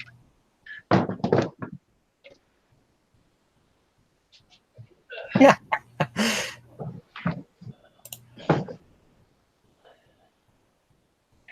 The moral of this buy is don't let Eric pick your purchases. Hey, I didn't find this unit. Jason found the unit. I just volunteered to help clean it out. Oh, God, this was heavy. Louis Seller said he hasn't heard this much grunting since the last time I had sex. Hashtag I'm just saying. That's awesome. That is pretty funny. You got to hurry up. I got to go on vacation.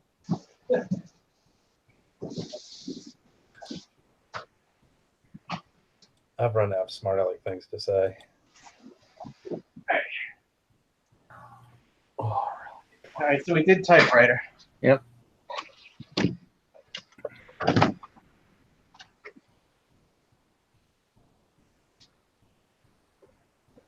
Yeah, testing can be a pain. A lot of the stuff, I mean, even if you sell for parts, you're going to get just about the same amount of money if it's working. I mean, it's kind of crazy. That speaker right there is an old speaker. The speaker's probably no good, but the box is actually, interesting. It's probably a 1940s radio speaker. Yeah, it's interesting. It has a little volume control, I guess, around the side. Yeah. Is there a label on the back? The back's missing. Okay. How about the bottom? Nope. No. Unknown.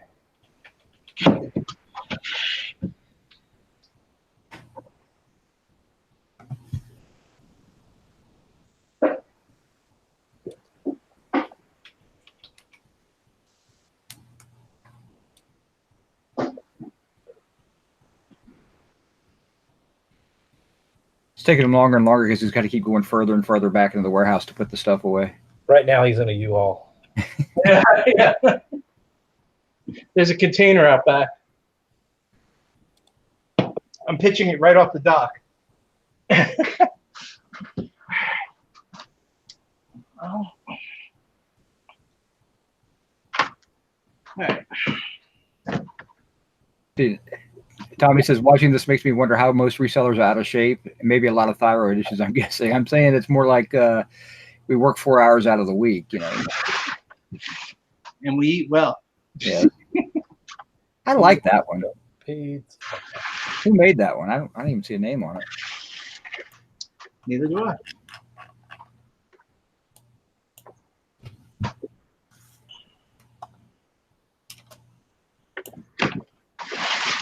Interesting. There's no name on it. That's always a plus. Bob's Typewriter.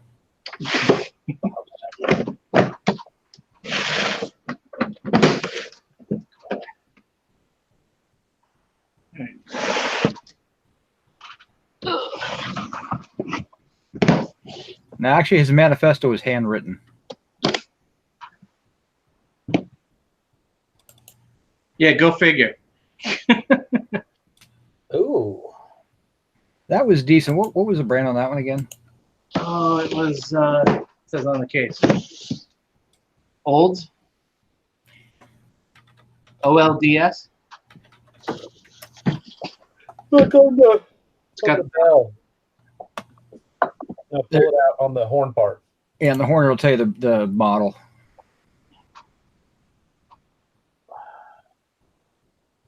On the horn. On the top. Hold on. The horn's the big bell. Yeah. Oh, there we go. Yeah. Ambassador. Doesn't have a model other than that.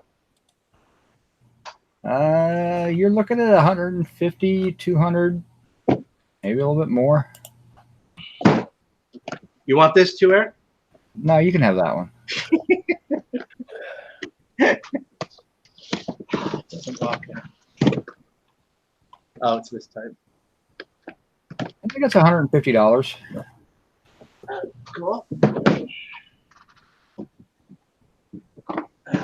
No, I haven't played a trumpet stuff in time. Not about to now, especially on some dirty one.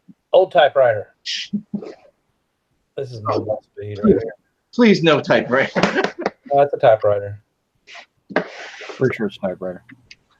But it's gonna be an old one though. Ooh, that's a nice A one. little better one. Corona, what model is that up top? Sterling. Sterling. It's got the manuals too. It's actually pretty. I'm almost got a couple hundred on that one.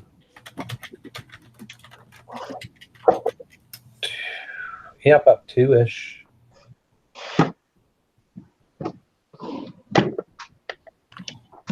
How much is this? 150 to 2. Okay, I like this typewriter. Kind of all over the board, but yeah, good money. I think we kept the best typewriters. I mean, I think the ones that we got rid of were not worth hanging on to, or way too much to ship. That's for certain. Well, I think with that one, yeah, that is all over the board on that one. I scrolled on down.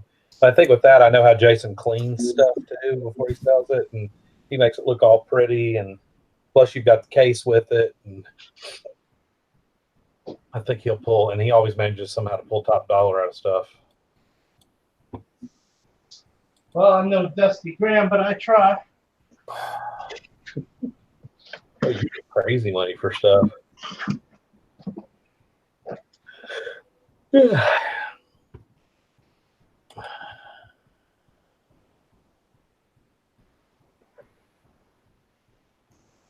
Let me go to the bathroom. This is like a marathon haul. Man, I saw you grab that plunger and disappear. I didn't know where you went. Yeah.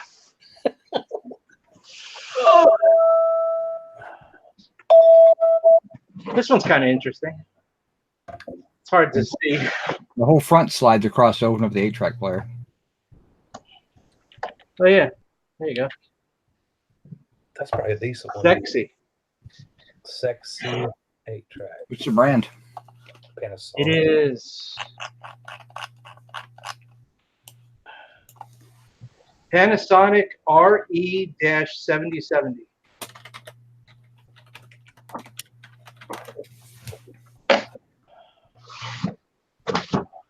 If it works, 125. All right, moving on up. All right, toasters in one of these boxes. I like this piece. Weather forecaster. It's nice. Skillcraft, good brand. That's 1960s. That's cool. It's actually, it says 72. Really? Oh, okay. See if it's in here. Watch, it's books. Oh no, it's actually here. Manual's still sealed, but it's used. $70 with shipping. Damn, that's some rubber band. There's something else in here that's big. Ugh. Look. No. Yuck. Mouse House. No. Worse. A first gen VHS. Sweet. Yes. It's wood grain though. Is it an Omnivision? Panasonic. Video cassette. Look at this with the big dials. Yeah, and you could hear it. Sweet. Does it say Omnivision on it? Yes, it does. That's what I It's thought. PV-1270.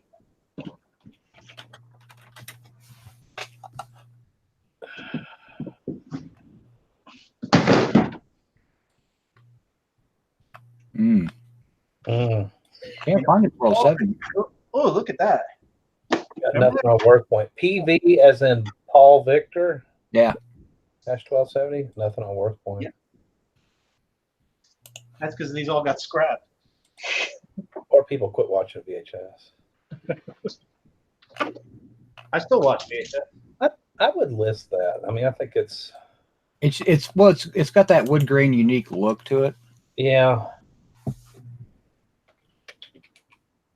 That one's old enough and interesting enough that I'd I probably. mean, I think you can get $50 out of it.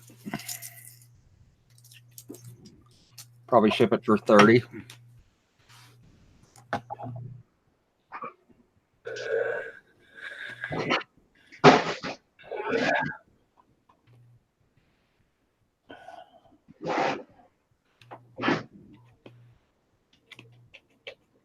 Typewriter just lost its wings. All right. All right. Oh, we did this one.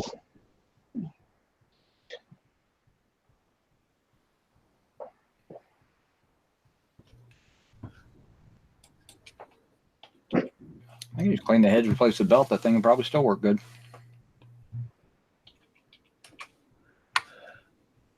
All right. I wonder if this is what it is. Might be. If it is, throw it away. If it's the same model number as what's on the box, just pull it up. It's not. Oh, yay. Yamaha. There you go. There This you looks go. modern. What's the model on that one? This is a Yamaha AX-500. $50. Bummer, it's so nice. It's like mint. I figured that would go for a little more.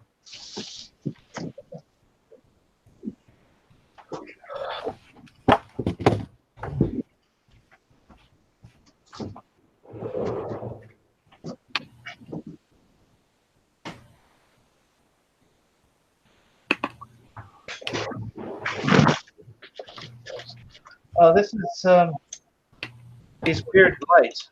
Oh, Dusty probably like these. it's what? The light. It's got the big bases on them. Like a photo light? I don't know. Light. It's got the real large 1930s type bases on those. Victor.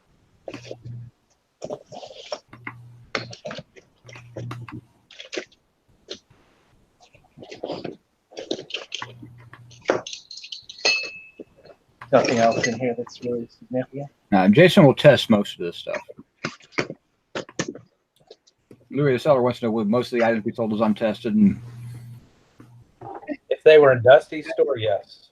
well, you can test for power on, things like that, but Jason tests a little more extensively than. Depends on what it is, though.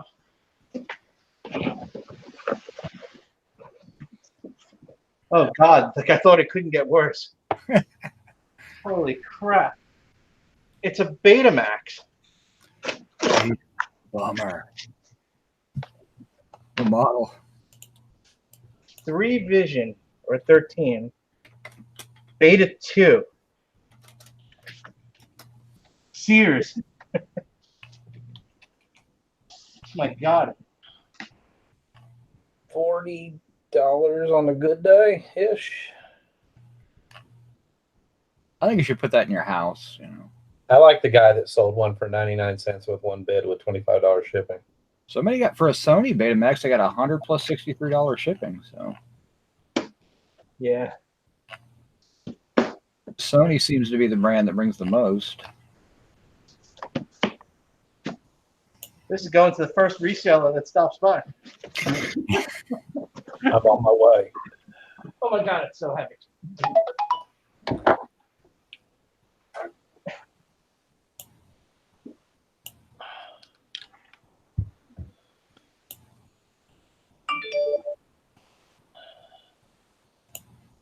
What the hell? Let me guess. You think I need insurance or car insurance? Health insurance or car insurance? Oh, crud. This is actually a legit call. Hold on.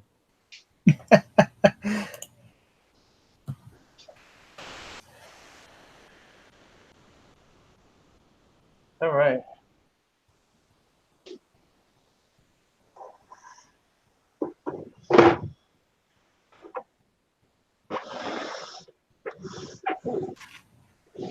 Vintage Singer. Was there a model on that one?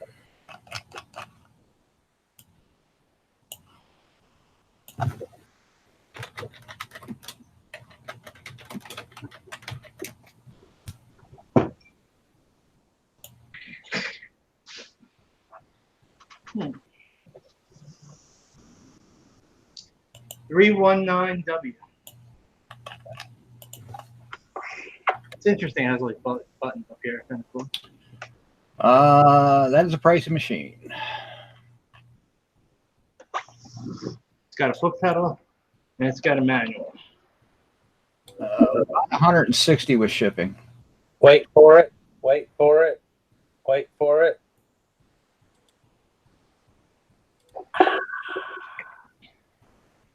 Okay. Okay. That was something I just listed. I was working on those NASA documents while you were doing. Oh, I didn't. Did you hear? I didn't hear anything. I thought something else was going to happen. I know I hit the accept offer button. I don't know what happened. There it goes. All right, now we feel better. $400 for one NASA document. Right. That's like 10 typewriters. And it ships for like $8. That's my work's done. That's the day. I'd take the week off. Yeah, I sorted the rest of them. I've still got to list all those, and I've got 2 more stacks on the floor. We got keyboards. Are they clicky? No, not There's that. some keys on that one. All right.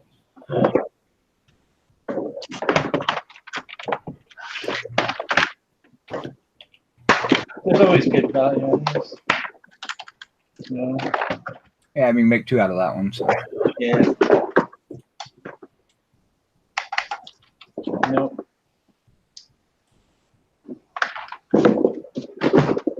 These are ATX connected. So, these particular ones might not have value, but I get a lot of these keyboards that do.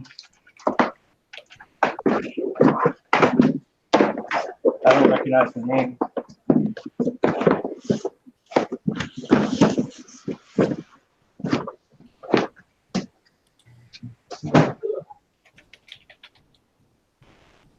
Is Thursday the 20th? Yes. Thank you. It's not like he's next to a computer or anything. I'm trying to handle something. Okay, so this is Another VHS. a little more modern.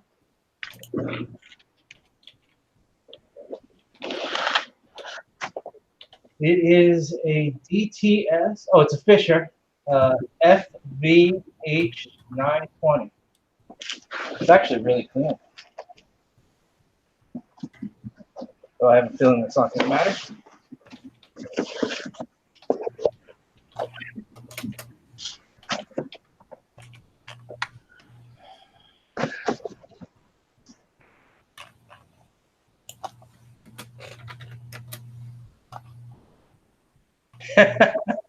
No idea. I got to get around to getting Sherry a wrench, huh? And Craig, for that matter. Look at that. I thought I like wrenched everyone like the other day. Remember, I went You were wrenching Terror for a while, so. Yeah. I put Sherry in timeout. Eh. Oh my god, it did it for 300 seconds. That's like 5 minutes. Oopsie. Are you serious? Yeah, sorry, Sherry. Just consider a break. Jason took a 5-minute break. Can you untime out somebody? Nope. No, you can't. So there are repercussions. I was just... Oh, you know what? Kiss my heart. All right. So, Alabama Picker no longer has a wrench, and we'll give that one to Craig.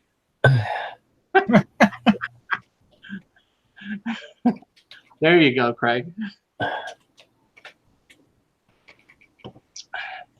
We are on a 2-minute break.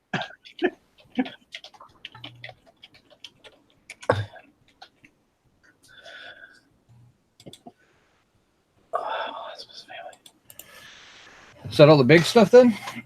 Yeah, just about. There's only, what, about 9 more totes of stuff? Something like that. We're about halfway. Yes, Louis, they still make good old tab. It is a bit hard to get, but it's made by Coca-Cola. Well, the good thing is, like I said, you know you've got your money back on the unit already. Yeah, I mean, there are a bunch of items here that I don't particularly enjoy shipping, but, you know, they're just square, so it's really not that big a deal. You know, I'm used to packing like 30 to 50-pound tools, so this shouldn't be too bad. Yeah, and you've got, for the most part, you've got boxes for most of this type of stuff. If not, you can just get some. So I don't know if I have them for like the stereo stuff, but that's just like an easy square size. You know, I'll just order some. It's not a big deal.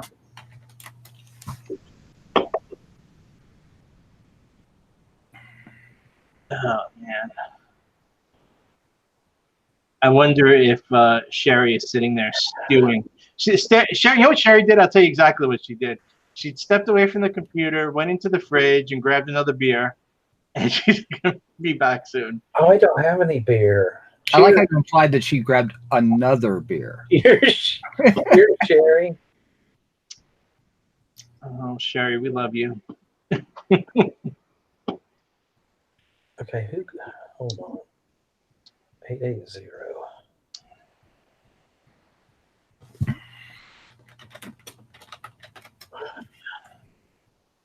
Oh, man.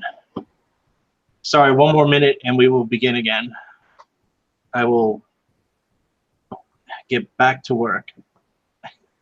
So the plan right now for all this stuff is to go in my back, storage, warehouse section back there and let it sit there for the next 5 years. And we'll revisit this stuff and do a what I sold on eBay 2025. So make sure you stay subscribed for the next 5 years. Well, nice thing about this, I mean, a lot of the stuff feeds into what you already have. The computer stuff specifically, I know you're working on that. Yeah, the computer stuff I will sell right away, though. Because I'm working on a big batch of computer stuff. I want to thin my collection down a bit, too. I'm starting to get too many computers. I think I'm at like 40 or 50 now, and it's taking up too much space. Yeah. Well, now you got an XT and a 286, and you need to get a 386. You got a 486, so. I have 246. I know that. Maybe 3 actually. Gotta love that autocorrect. Sherry, I hate you, Dusty. LOL. In all caps. Yep, she just tapped that 5th beer. Here, hold on, Sherry. Are we on a break? Yep, we're on break. Can you play some elevator music? No, go ahead. Okay, now that Dusty's going, let's begin.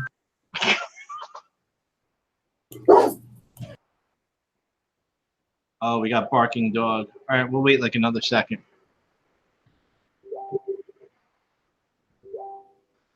Be right back. Okay, no problem. All right, so I'll just begin without everybody. Forget them. All right.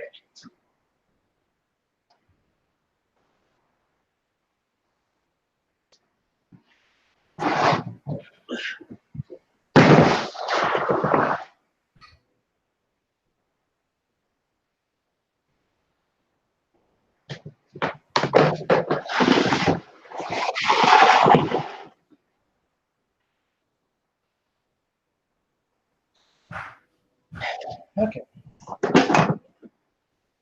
We have some sort of case. I don't know. I wanted to get rid of all these, but Eric made me keep them for some reason.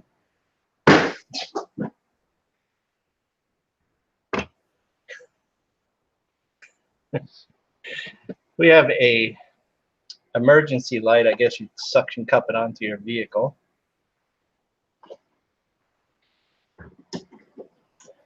We have a little vintage tripod.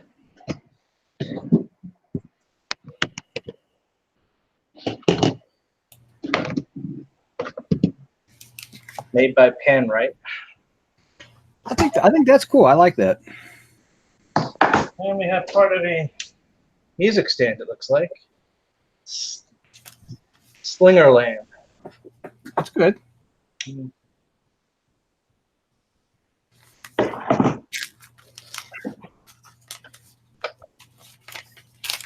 Okay. Boot break. Sylvania. What is that? It's the radio. That's What's for on the Sherry. side? Oh, okay. That's the antenna leads. Okay, I got it.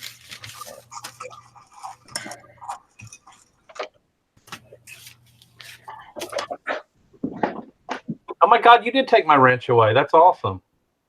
Yeah, I don't lie. There are repercussions.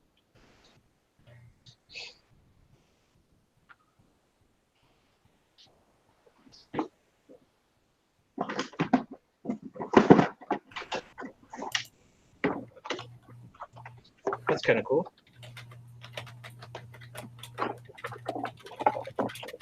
It's got the manual. Pretty nice, actually.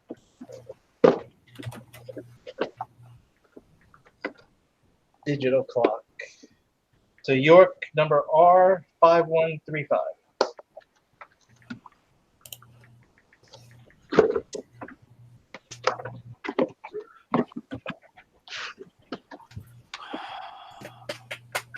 You know what York rhymes with? Spork. Oh, wait. Sweet baby Jesus on a cracker. Is there anybody in your chat that doesn't have a wrench? Yeah. Everybody.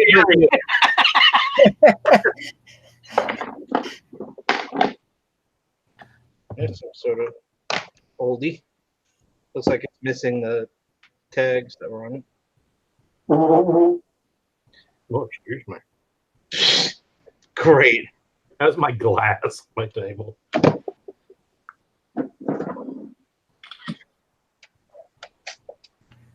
There's an early one. I can give y'all one, so don't tell me you don't have one. They took mine away. A Juliet. Yep. Juliet.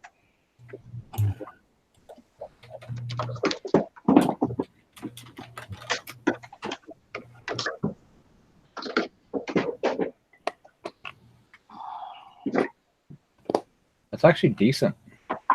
Oh, there it is. Someone's $40, including the shipping.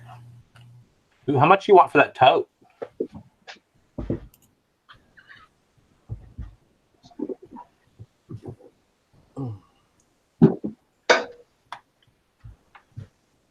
Oh, nice. That's kind of a cool little piece. Water dispenser.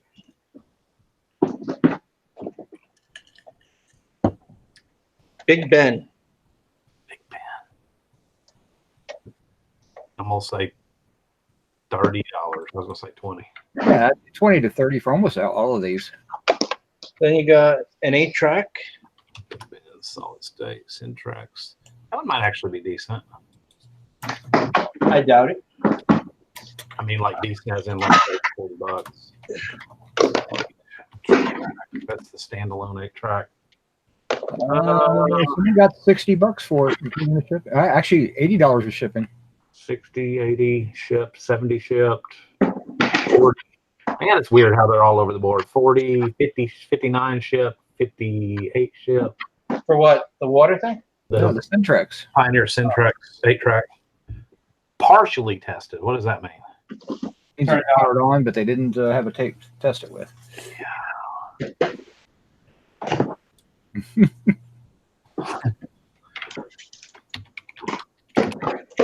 That's a good little tote. I mean, that's probably $300 or $400 in that tote.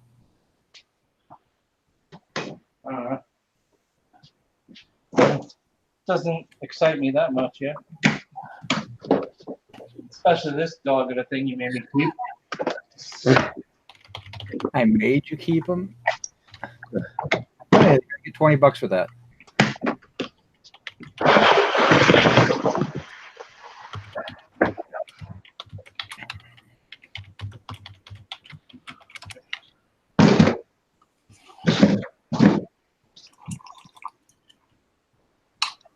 Speaking of making me keep. Peek? You're gonna peek? Keep. Okay. Now the top one is cool. It's got a great tag on it. I'll give it that. It has a tag. It says Seoul Plaza Hotel. Seoul Korea Plaza Hotel. I mean, that's pretty neat. In decent shape. Is it pleather? I don't know what it is. I'd sell the tag and throw it away. I like paper stuff though, so. Does it even have a brand?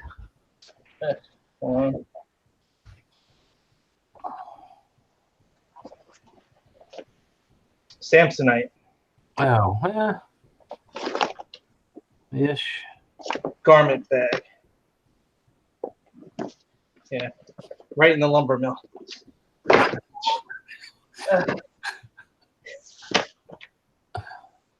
Another bag. You sure these weren't body bags and there was I'll more? tell you, those are cool. You're going to get good money for those. I don't know, man. Even the Hartman, I sold the Hart when I picked up the Hartman luggage and kept it, and I sold the garment bag because who the hell uses a garment bag anymore? Oh my God. Eric, I'm going to kill you. There's an entire mouse nest in this thing. Oh, well, I didn't look into these things. Now we know where the mouse is listening at. What brand was that? VERCLI, I think. Or VERDI. Probably VERDI. Verdi. Do I sell it with the mouse nest? Reach your hand in there and stir around and make sure they didn't hide anything in that mouse nest. Oh, I'll It's about $20. Yeah. That's, unmoused and everything. You like that one. Yeah, this is kind of vintagey look. I don't see a name though, but whatever. You just shove those off the other end of the table toward the dumpster. Where's my trash can?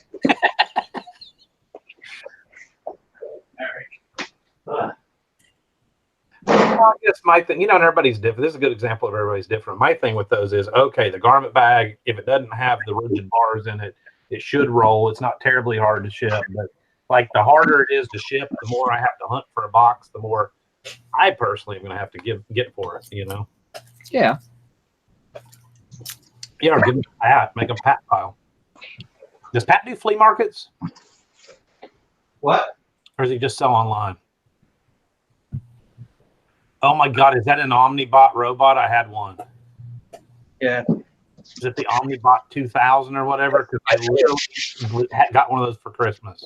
Oh, that makes me excited. So we got an Atari 2600 with paddles, 2 joysticks, third-party power adapter, Space Invaders, and the RF switch. I have a bunch of games for this, so I'll mod it with some games. Keeper. I had that robot.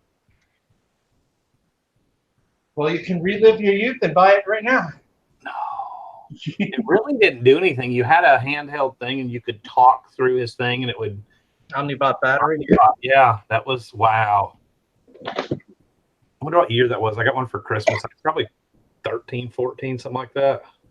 It could bring you a drink. And it could be programmed. 84, I'd have been 12.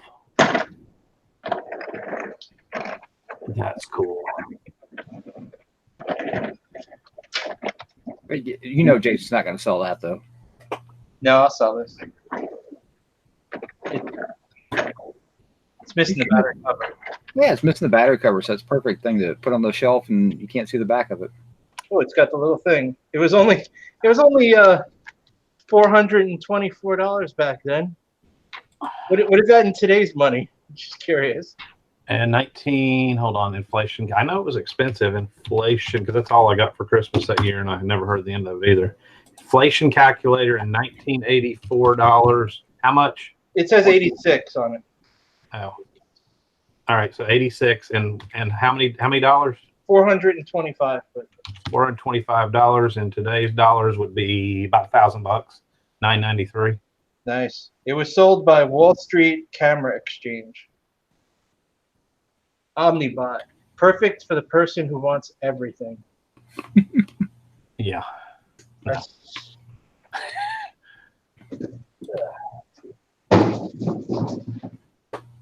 All right, guy. Say goodbye. Goodbye. Bye.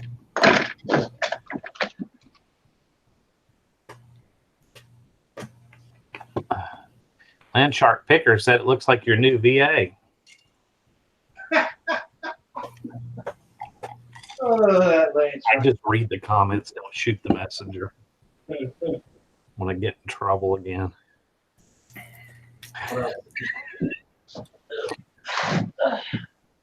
I stay in trouble. Totes are getting bigger. And Leon's getting larger.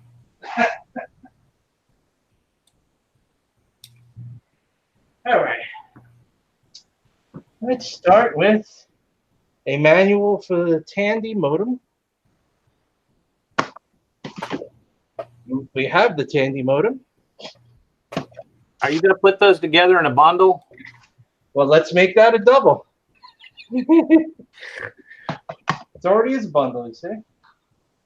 What the heck is this?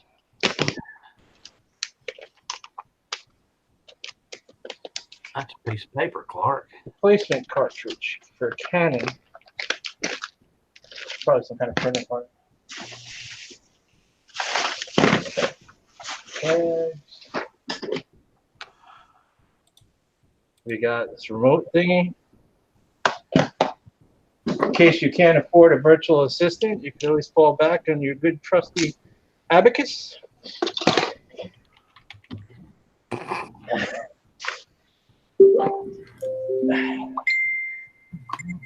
What if I have somebody to do the abacus for me?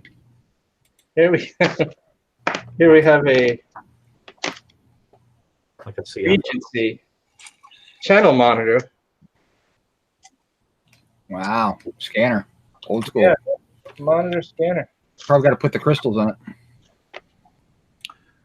Next, we have a. Lisa said she's waiting for you to pull out an acoustic coupler. I wouldn't surprised if. I wish I'd really actually like one. There you go. Yes. This or this.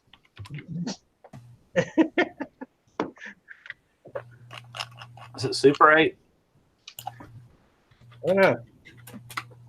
It says it's a Chinon 20p XL. 20 what? 20p XL. Did he say 20 PXL? Super 8. Yep. Sold for $40. We have a realistic audio receiver with EQ. Yeah, that's a cassette deck, man. Woohoo. Oh, yeah. That 3 channels? I think I had one of those too. I think we all had one of those. Next, we have 2 tapes. What did we think these are? Those are TV station. Those are TV station broadcast tapes. Ah, that's it.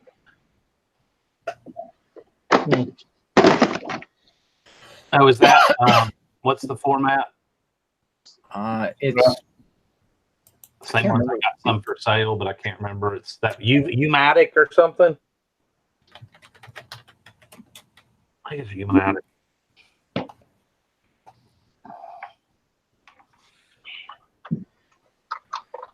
Here we got a little vintage clock.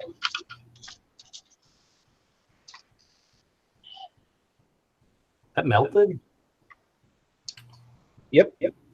nice. I liked it except for that.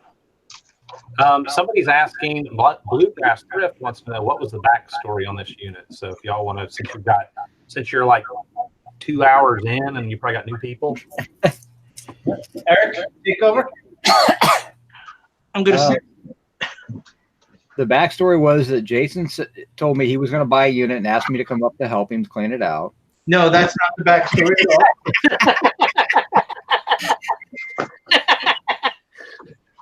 That is kind of it. Jason wanted to buy a unit.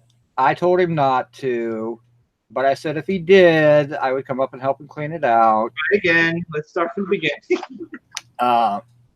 Basically, the unit was it's 10 by 10, filled completely to the top. It was an online purchase. So it wasn't like a live thing where we could go and see what it was, because if it had been, we probably would have run away from it. The unit had been rented by the same guy for 36 years, and as near as we can tell, he hasn't touched it since 1994, 95, somewhere in that range. Full of electronics, all kinds of papers and everything. We threw away 2.5 tons worth of stuff and gave away probably another ton. Jason had a little fear of missing out, so that's why he bid on it. Why do I let you talk? Because that's the truth.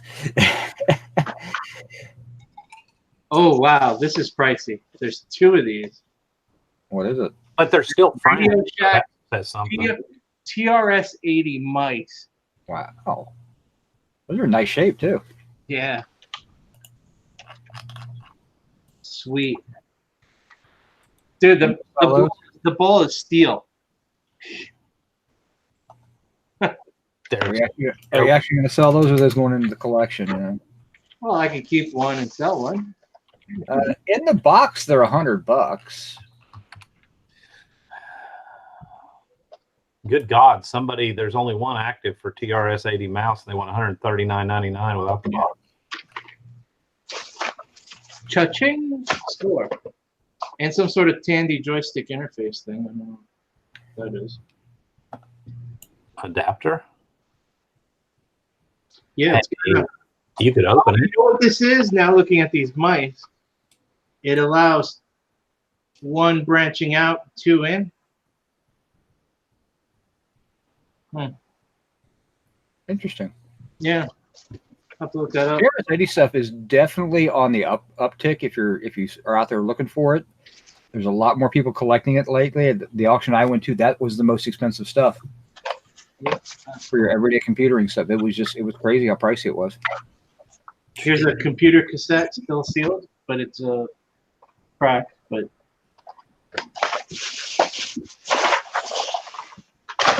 yeah, TSR80 has been really going high lately. What's that joystick sitting there? So it's not a joystick. It's a remote car controller. Remote control. Yeah. Okay. It didn't look like. Eco. I mean, it's a good brand. It's probably $20-25. We got a little dent there in the center, but The Globemaster. yeah, Globemaster. That's still a good one though, because it's got World Band on it. What's the Globemaster? Golden Globemaster 5000. And you know it's fancy because they actually wrote 5000. 75 plus shipping. Missing a battery cover though. $30 for parts, and not just one. $30 $30 for parts plus $33 shipping. Where the hell are these people at? There's another one. California. There you go. Another World Radio. I'd probably try to pull at least 100 something piece out of those. I don't know. This one's not marked other than Hong Kong. Oh, they weren't the same. And then we have a realistic. You know, Missing battery cover. garbage. That one's probably garbage, yeah.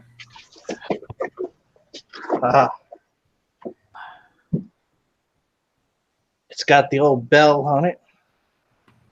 Watch that. That's the Bell remote telephone ringer. Yeah.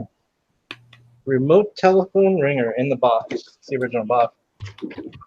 I also love telephones too. Yeah, we got a couple of telephones. Okay.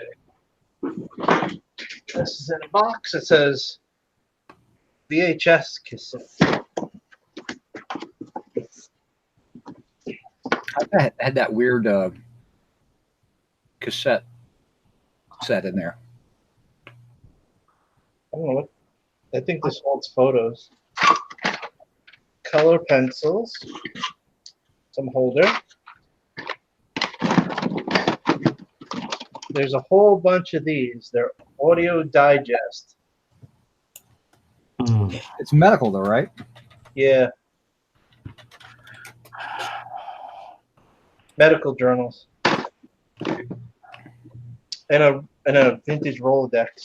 I was asking $100 for a cassette audio digest on surgery. We got a little microphone here. And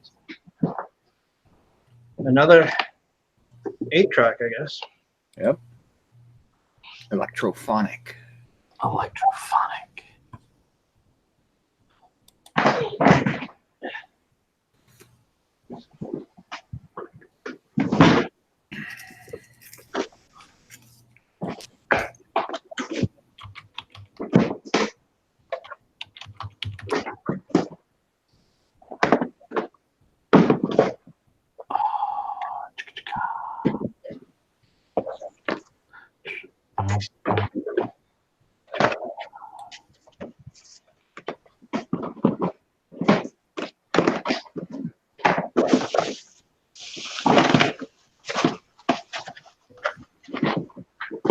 Actually, I'll keep the 10.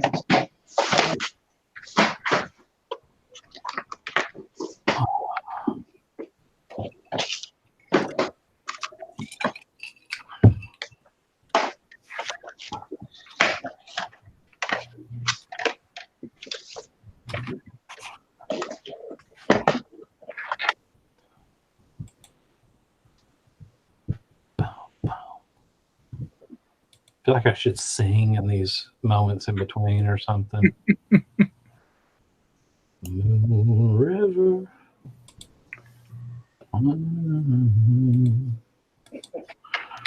There might have been some singing when we were delirious. So When what? after we got done unloading, we were all delirious and in pain. So That's true.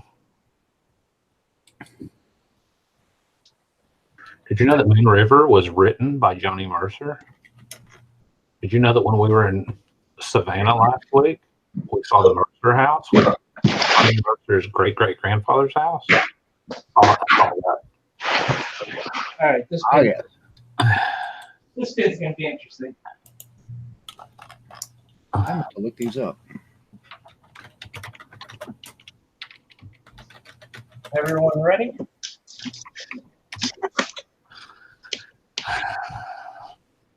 Hello? Yep. payphone handset. Yeah. That's kind of awesome. Those are worth about $25 per set. All right. Well, we got 2, 3, What are they worth per handset? $25. 4. What the hell? Hey, you know what? I don't have enough stuff in my storage unit. I think I'm gonna drive around town tonight and just rip off handsets off the payphone. 6, These are never been installed. They're new. 7. So can he get a little more than that, or was that based on used price? That's just based on what's out there. But 8, you might be able to get a little bit more because most of these don't have or look like they've been like. 9, Now new, it's still 25. Depends on the brand. 10. There's the blue on the bottom, so are they Bell? There's 10, but Western Electric. I don't see an actual name on the phone The itself. blue one showed a Western Electric on it, so I'm going to assume that's it. Some of these have wear though, so they're not new. Hmm. I would say they're definitely used. They're Jason new. Yeah. There's 10 of those. There's a nice big thing of copper here.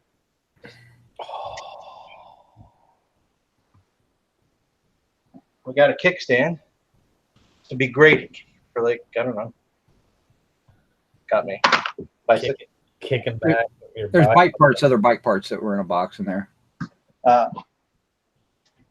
Here's the old green phone. Avocado. Avocado. I'm not gonna unwrap We had that one, but ours was rotary though, I think. I do remember a green one hanging on the kitchen wall. Here's one that was painted blue.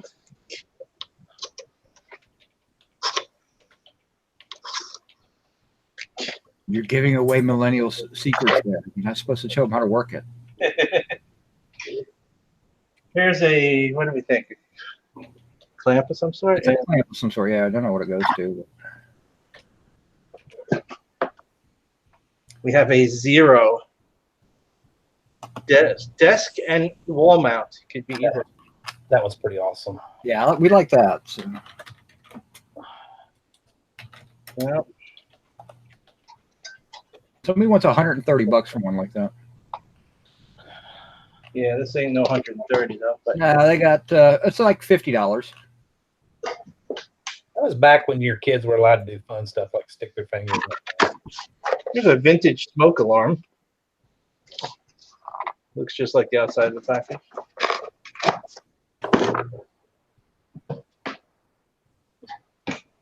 We have part of a phone. Yeah, we got the other half somewhere.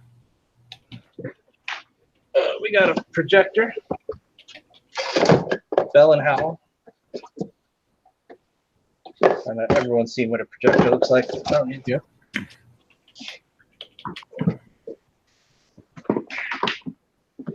Here we got a case with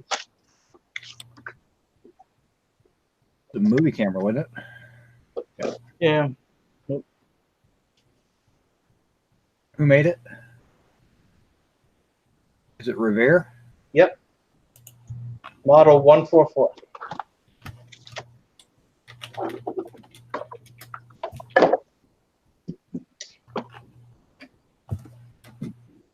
Somebody wants to know what you paid for the unit. What are you in all in with your U-Haul and About 15. 1500? I think it was 14, actually. Yeah, just rounding up. It Yeah. was $830 to buy the unit.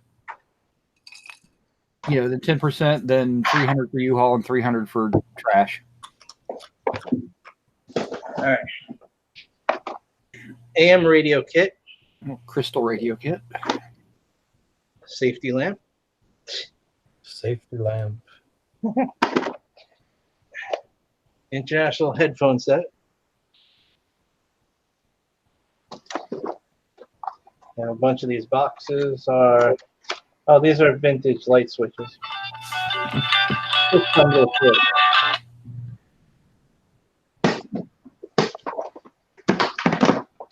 Panasonic phone answering machine Yes.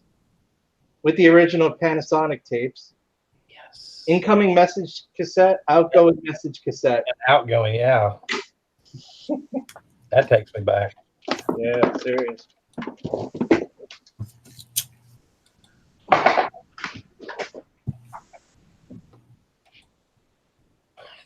Oh, here's a vintage box of erasers.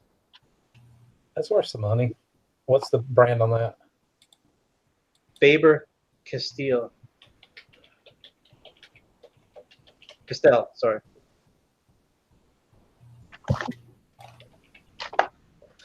I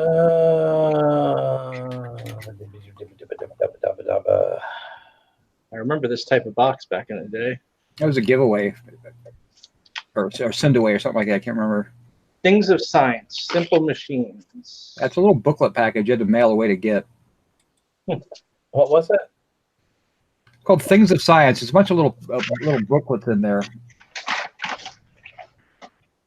Here's a whole bag of, by whole bag, I mean 5 of these.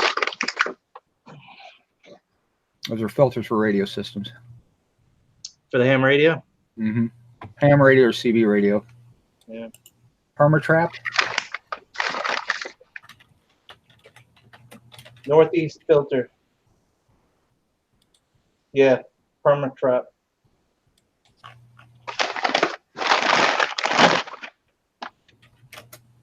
Nothing.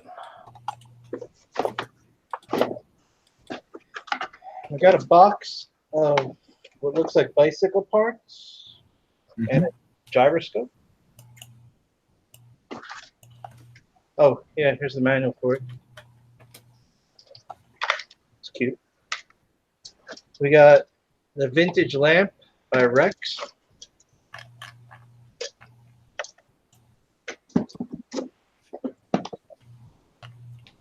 Vintage taillight, I guess. Yep. Oh, another filter. We got a Crown Speedo. Could be a You had all the parts for that towel too. Oh, here's another Speedo too. Scandia. That's screaming 70s.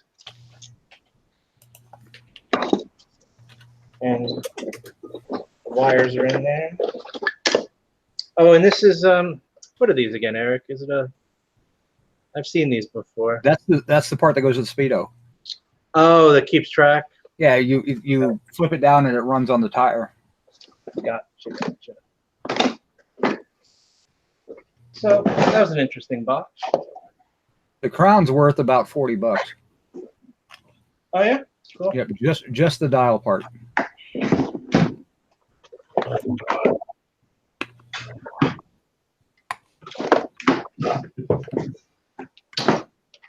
We had bike parts but no bike. We had boat stuff but no boat. what you have for a boat? Thank goodness there was no boats. Yes, bike parts, Craig.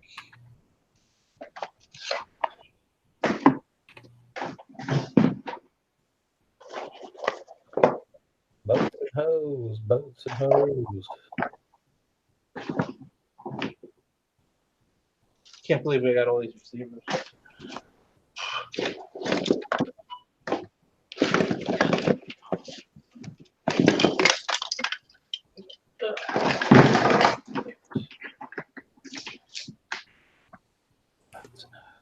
I'm actually a little bit more encouraged the more we go through this.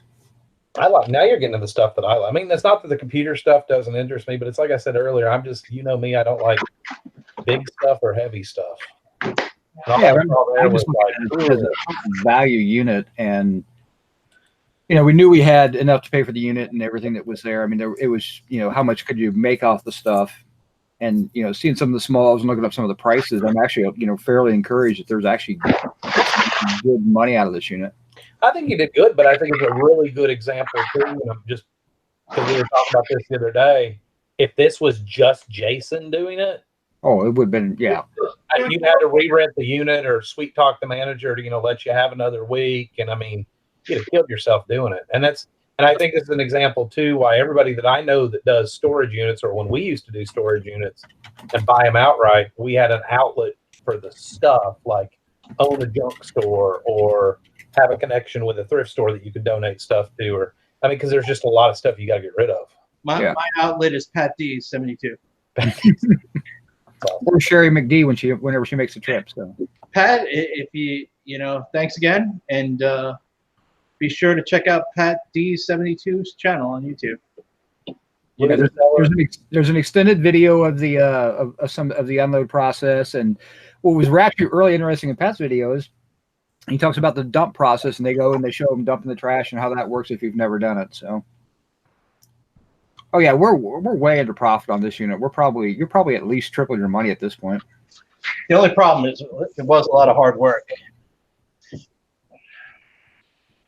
but there's more. There's still but wait, there's more. There's still 5 totes we haven't gone through, including this one. And earlier in the video, I had said that there's about 18 20-gallon totes of books that are good, mostly, and a 30-foot ham radio antenna, and about 10 or so speaker sets. Yep.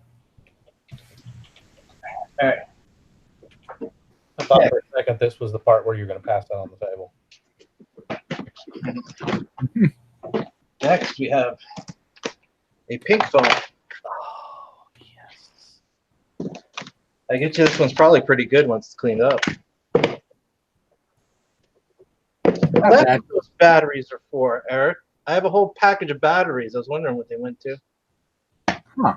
Why would they need batteries? I don't know, but there's definitely battery terminals. It's missing the cover. That's too bad.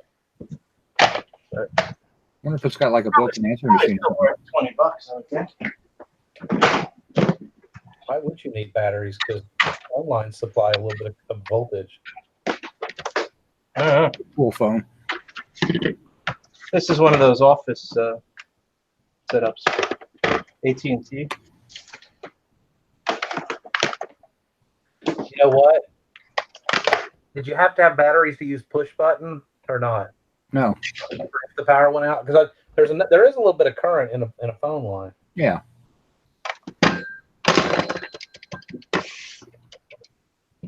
Phone.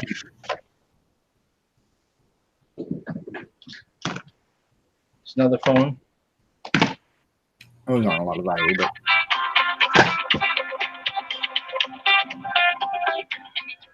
You're in trouble. Is he seriously going to answer the phone? No.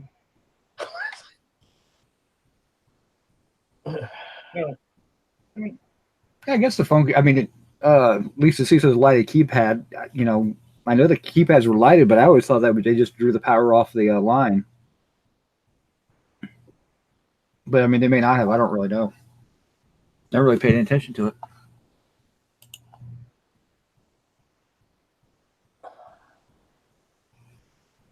Yeah.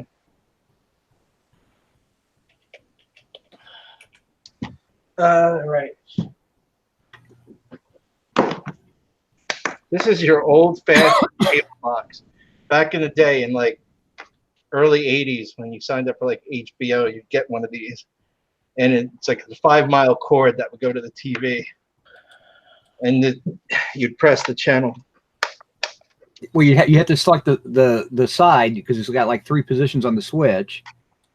Yep. HBO, CNN, Showtime. And that's like 30 or 40 bucks. I think we looked it up. So No, I think it's people asking, but I don't think any sold. I was curious on that because I had one as a kid. Here's a cold jotter answering machine. Call jotter, you said? Yep. Got the manual. Call jotter 1.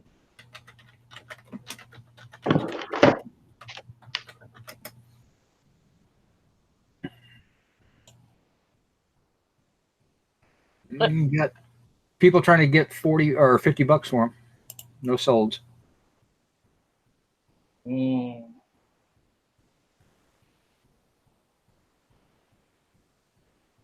All right.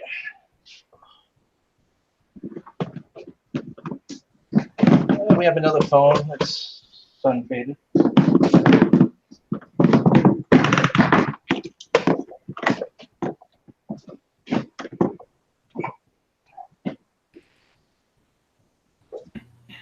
Melody Master. I think this is the kind that would be like built into your house, like Intercom. yeah. The glass is broken on this one. There's 2 of them in this. There's another one somewhere. Yeah, it's right here next to it. Oh, okay. We got them both in the same The unit. glass is good on this one, but it's missing the dial, so I'll make one good unit, I guess. Or I'll sell it. Yeah. Another telephone.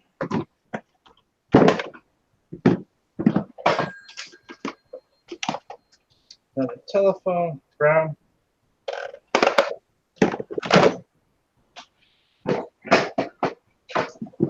Another telephone. And wait for it, another telephone. Yes. And a box of bells. Telephone bells. Yeah. Interesting. I mean, a bag of bells, too. All right.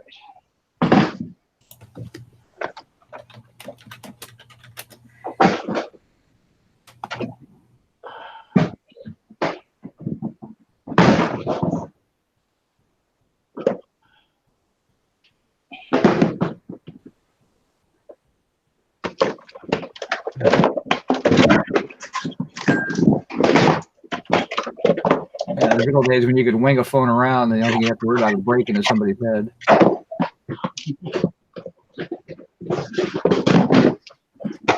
Oh, this is one of those office type phones.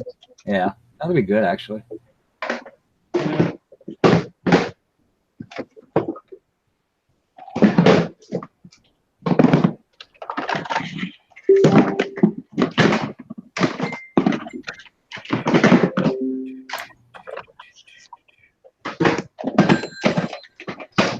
Hello. All right, I need a 1 minute break.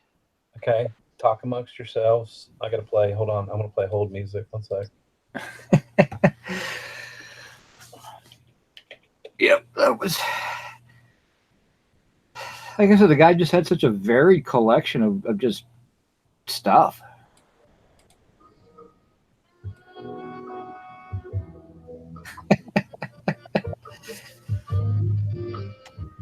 Yes, but there was nothing like the satisfaction of slamming a phone down on somebody like a telemarketer or something when you had a phone that rang with a good bell sound when you hung up on them. Nowadays, all you can do is aggressively push your phone. Remember that day I had y'all on speaker because I was calling eBay about an issue, and I asked the guy from Anchor Support, I'm like, I just want to know what that hold music is because it's been the same for like 25 years. Do you know the name of that song? Like, you know what? Nobody has ever asked that, but I'll find out. And if I do, I'll email you. I never heard that. I used to listen. I had this whole music when I worked for Ollie's that they used to use for their conference calls. And it wasn't their conference call system; it was when they farm out that stuff. And I have actually had the album that song is from. So, Oh, wow.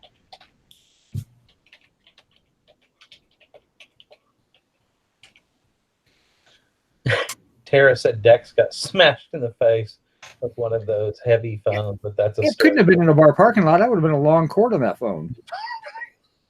I just love that all his stories start with this one time in a bar parking lot. Yes, I took a small box of slides, and again, they were just Italian.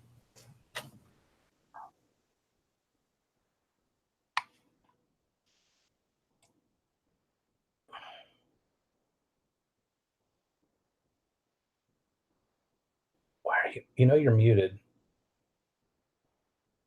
All right, talk amongst yourselves. I'm. I get muted. Am I still muted? No, you muted me. You.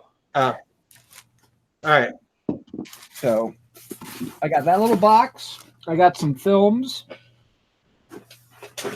I don't know what they are. One is Popeye cartoon, so that might be interesting.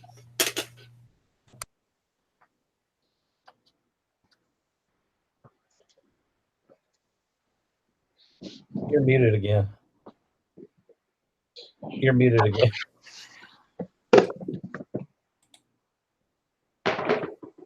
Why does it keep muting you?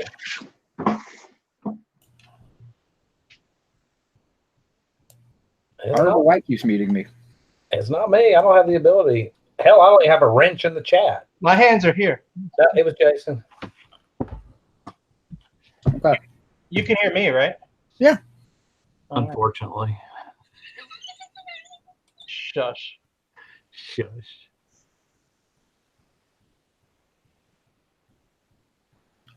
Bluegrass Thrift wants to know about Kemner's. He's still in business. He's still emptying the warehouse out.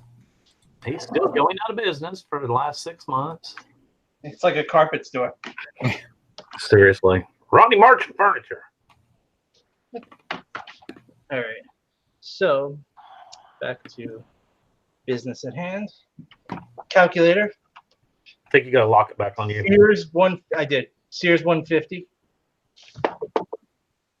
Got the battery cover. Yeah.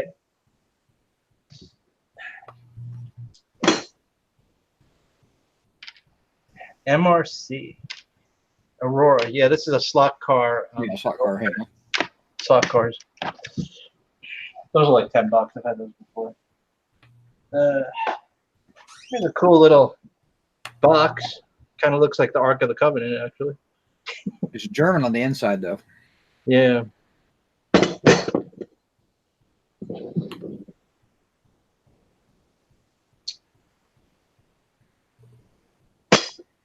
Nice little box. A clamp. There's your tool. Yeah. So it's either Armstrong or Williams. Oh, here's those little package of batteries that I was talking about. Ah, yeah. Those are for the phone. I got a really neat microphone. That thing's heavy, too. What was the brand on that? Turner Dynamic. Is there a model number? No. There's a real long number. I assume it's a serial number, though. Oh, wait. My model 99. 99. You're looking at, well, nobody sold one, but a lot of people are asking around $100 for it. Otter's pistol cleaning kit for a 38 cal.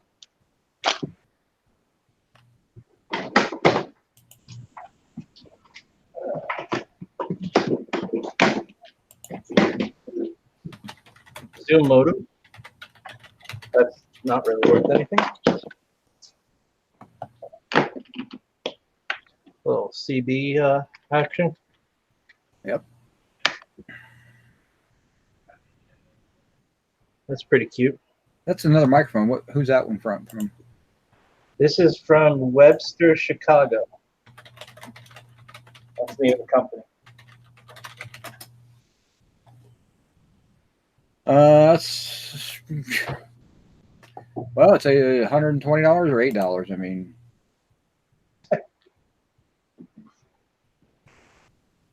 somebody got $30 plus $8 shipping for yours for that one. Little radio. EE. This one's kind of pretty, but it's not. It's for parts. It's missing the dial, the face. This in the face, but it was a really cool looking one. I mean, it's hard. It doesn't come across the video very well though. It's brown, but that speaker cover is gold. Yeah. Pretty cool. Oh, yeah.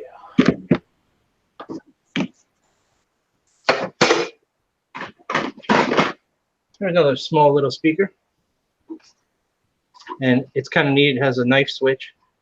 The old-fashioned knife switch. Yeah. Two little tiny speakers.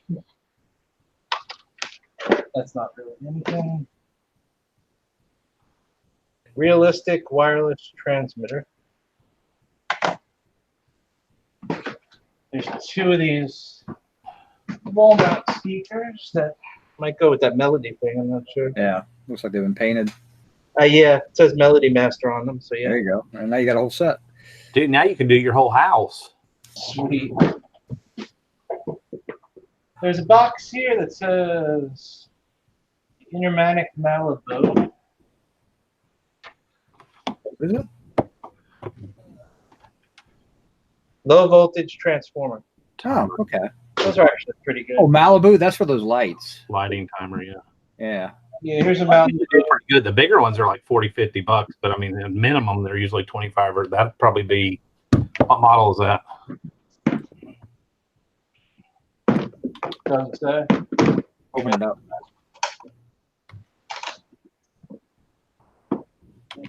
That could be where the cash is hiding. Does Intermatic make those? Yeah. Yep. Sold, used. I'll just scroll down until I see a blue one. That's what she said. Maybe, I don't know. Maybe 30-ish.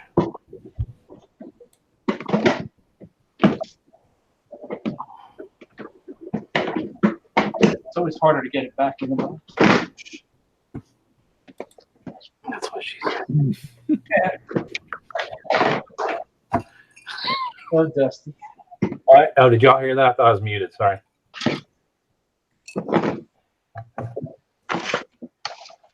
The wall of voodoo.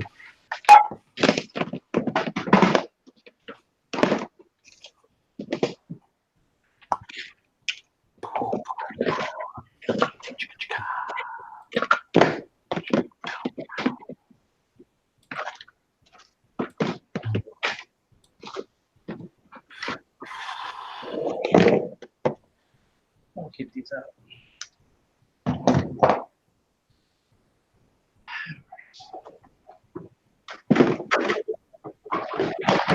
Does Jason have an employee?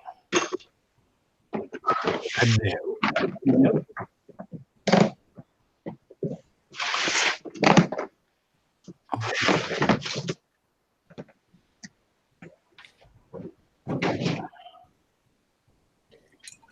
I'm on a Mexican radio. Louis said you're going to be very busy for a long time in listing and organizing. Not really. This is just going right in the back room. It's actually kind of nice because if you got it in tote, you can actually work tote to tote. I mean, Yeah. Another one of these things, Eric? yep. Right in the lumber mill. With the other bags. The garbage with the other. I mean, they might be decent. I mean, if that one turned out as American Tourister and it matched the garment bag, I don't know. Maybe you could pull a few more bucks out of it, but I'm still waiting with bag sizes being so regulated nowadays. Those are perfect airline bags. I'm telling you, those are $20 bags. Yeah, I'm sure it's going to make someone real happy when they buy it at Goodwill. I think that was a no. You just shot that one down. Now, here's a trivia question. What movie was this featured in? War Games. Played a pivotal part in the movie. When a Stranger Calls. See, that was in the 70s, wasn't it? It's a 1990s movie. Yeah.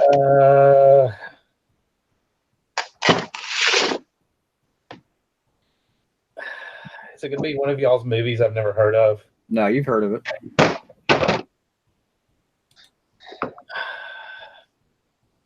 Yeah, I got nothing.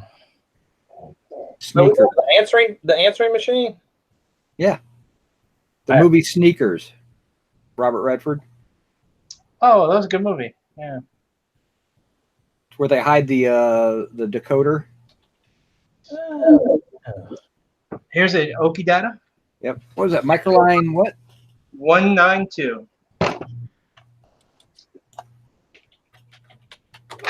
In all its glory. $165 or $20. Wow. $50. So I mean, it's a decent the guy called it refurbished, and you got to wonder, did he really refurbish it? He just probably made sure it worked. Cleaned it up. Panasonic PSB.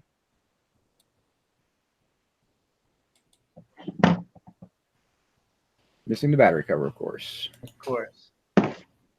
We had to make sure there weren't any batteries left in anything. Somewhere in that unit, there was probably a whole tote of battery covers. Maybe. Here's a nice, another one of those world radios. Yeah. Empire. Working. Model MB1330.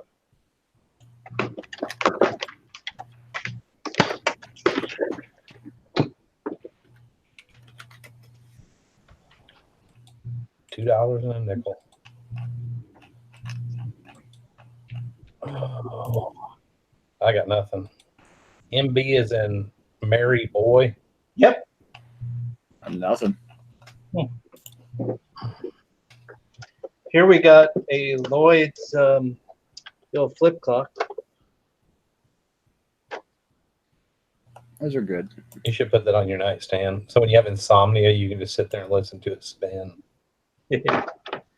Wasn't these flip clocks used in that? Wasn't the movie Poltergeist? No, the movie was Groundhog Day. Oh, Groundhog Day. Now that was a Panasonic, so you got to know. Directory 8990. Oh, here we go. A portable calculator. The beast. Yeah. That's a Monroe, though. That's a good one. Monroe 1413. Damn. I was looking to see if the market was still holding on Panasonic flip clocks. You got the white one from Groundhog Day? It's 200-ish up. Yeah, you got to get the right model for that. Nothing on Monroe. Flip clocks are still good, so. And I think you have 3 of them, if I remember correctly. Oh yeah. They're 30 to 40 a piece.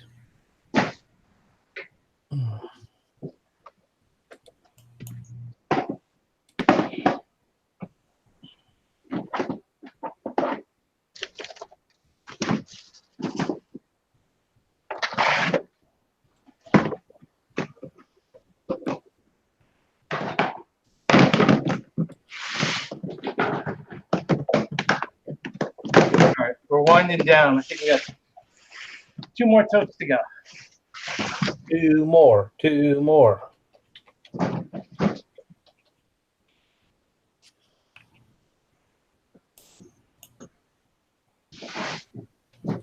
Two more totes to go, then he's taking a break, and then he's going to open up all 18 book totes. Yeah.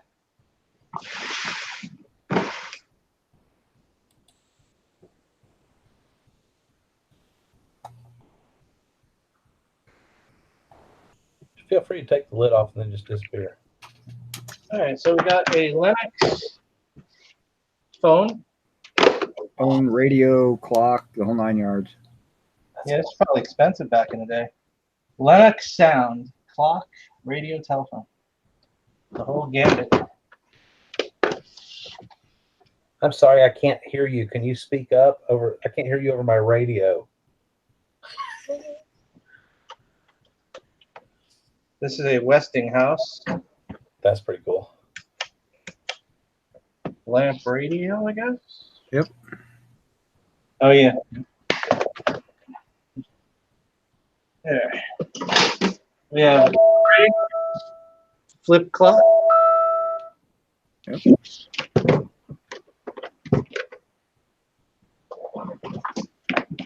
Panasonic flip clock. That's the white. What's the model number on that one? Whoa. That's the Groundhog Day one. Is it? The RC 70, no, RC 6025? 6010. Yeah, close enough. Nobody will know. RC. It's still 100. Well, brand new it's 150. Used, I got 113. Nice. They say Back to the Future Groundhog Day is what they're saying. So it might be the Back to the Future one as well. Here's Right. a Usually with keywords, you're going to get $100 though. So little GE clock. those are good. That's probably $30. You should send that to your friend, though. This is missing the cover. West clock. Junk. Yeah, you get a bunch though. You can just put up. Covers here actually. Just Ah. There we go.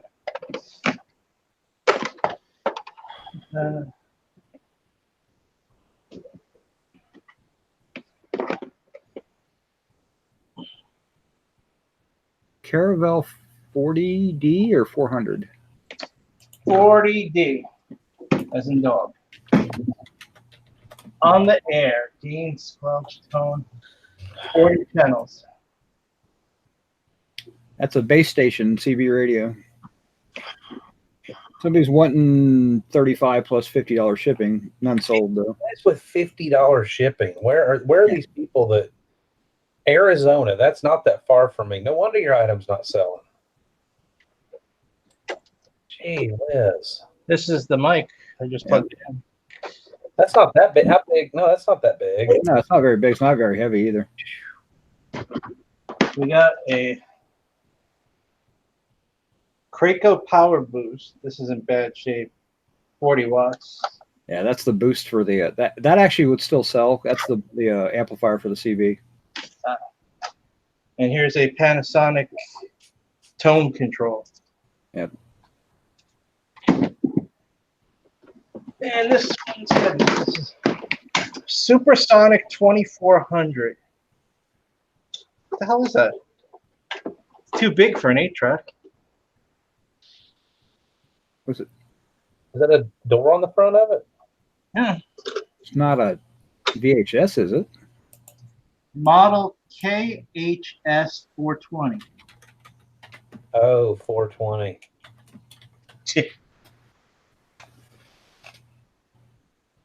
What was it? Panasonic?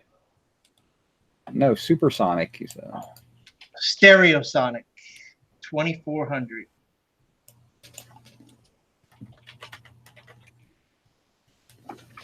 KHS 420? We'll just put 2400 like what it says in the front.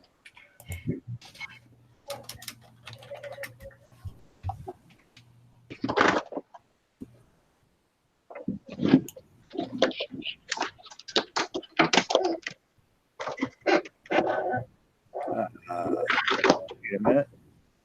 Is it a tape system?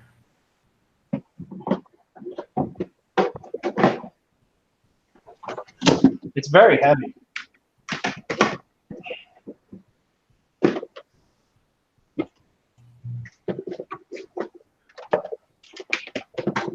Yeah, I got nothing. That's one of those weird formats that only lasted a couple of years.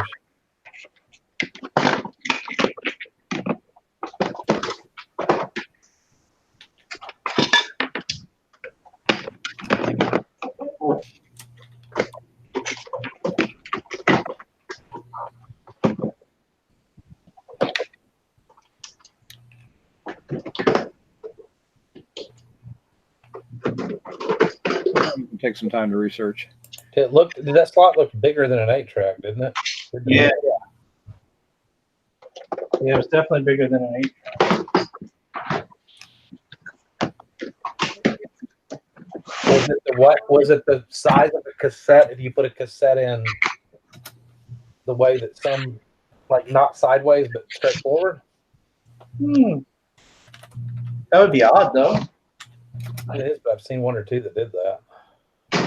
You have to have some sort of adapter for that, though.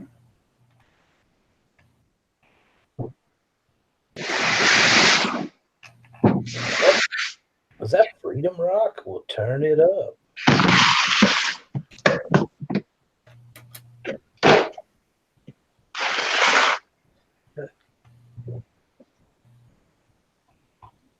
No idea.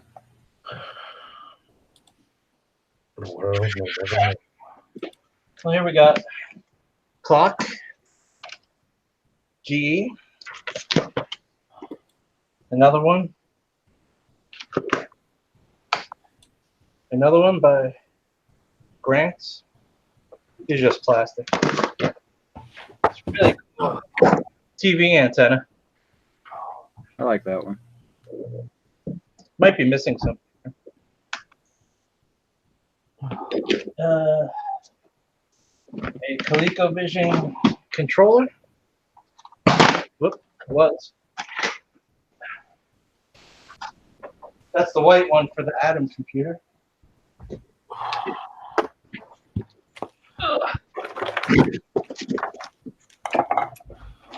Okay. That's a speaker. TV radio. Another speaker. I don't know what that is.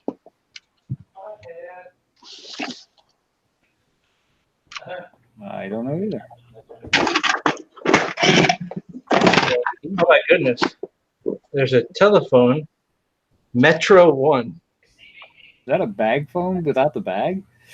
Yeah, or there's a big box here. This might be the rest of it.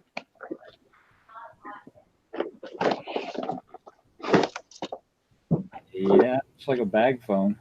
Yeah, that's the phone. Yeah, because that's the way it would bolt to the thing. You could unbolt it and take it in.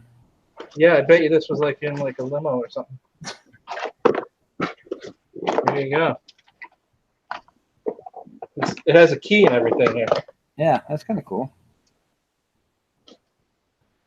Yeah, I bet you it actually has some value. That other piece was probably the mount for the to hang the phone Mount up for on. the receiver. That makes sense. Yeah, it has this.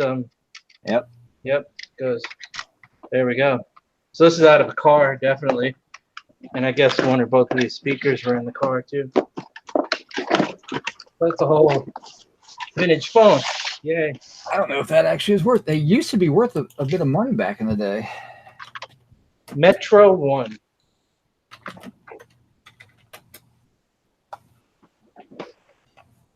Another cable box. What's he mad, bro? Bro. Cute clock.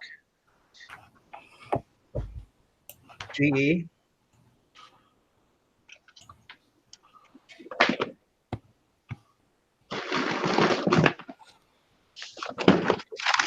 Another brown bag.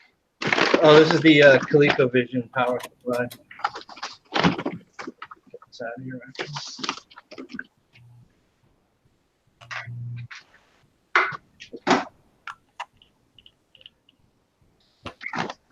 And this just has various power adapters.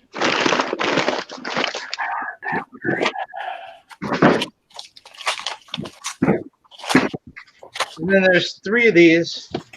This is the new one. The other 2 are used. These are power supplies for the vintage IBMs. Nice. Those are actually good too. Yeah, this one's unused.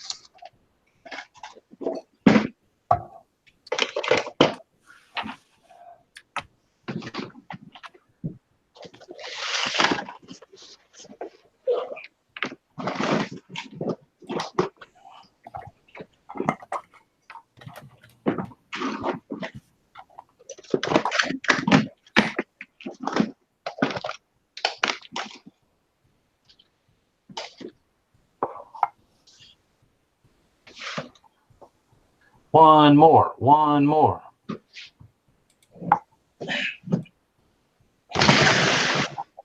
Yes. No, we did that one.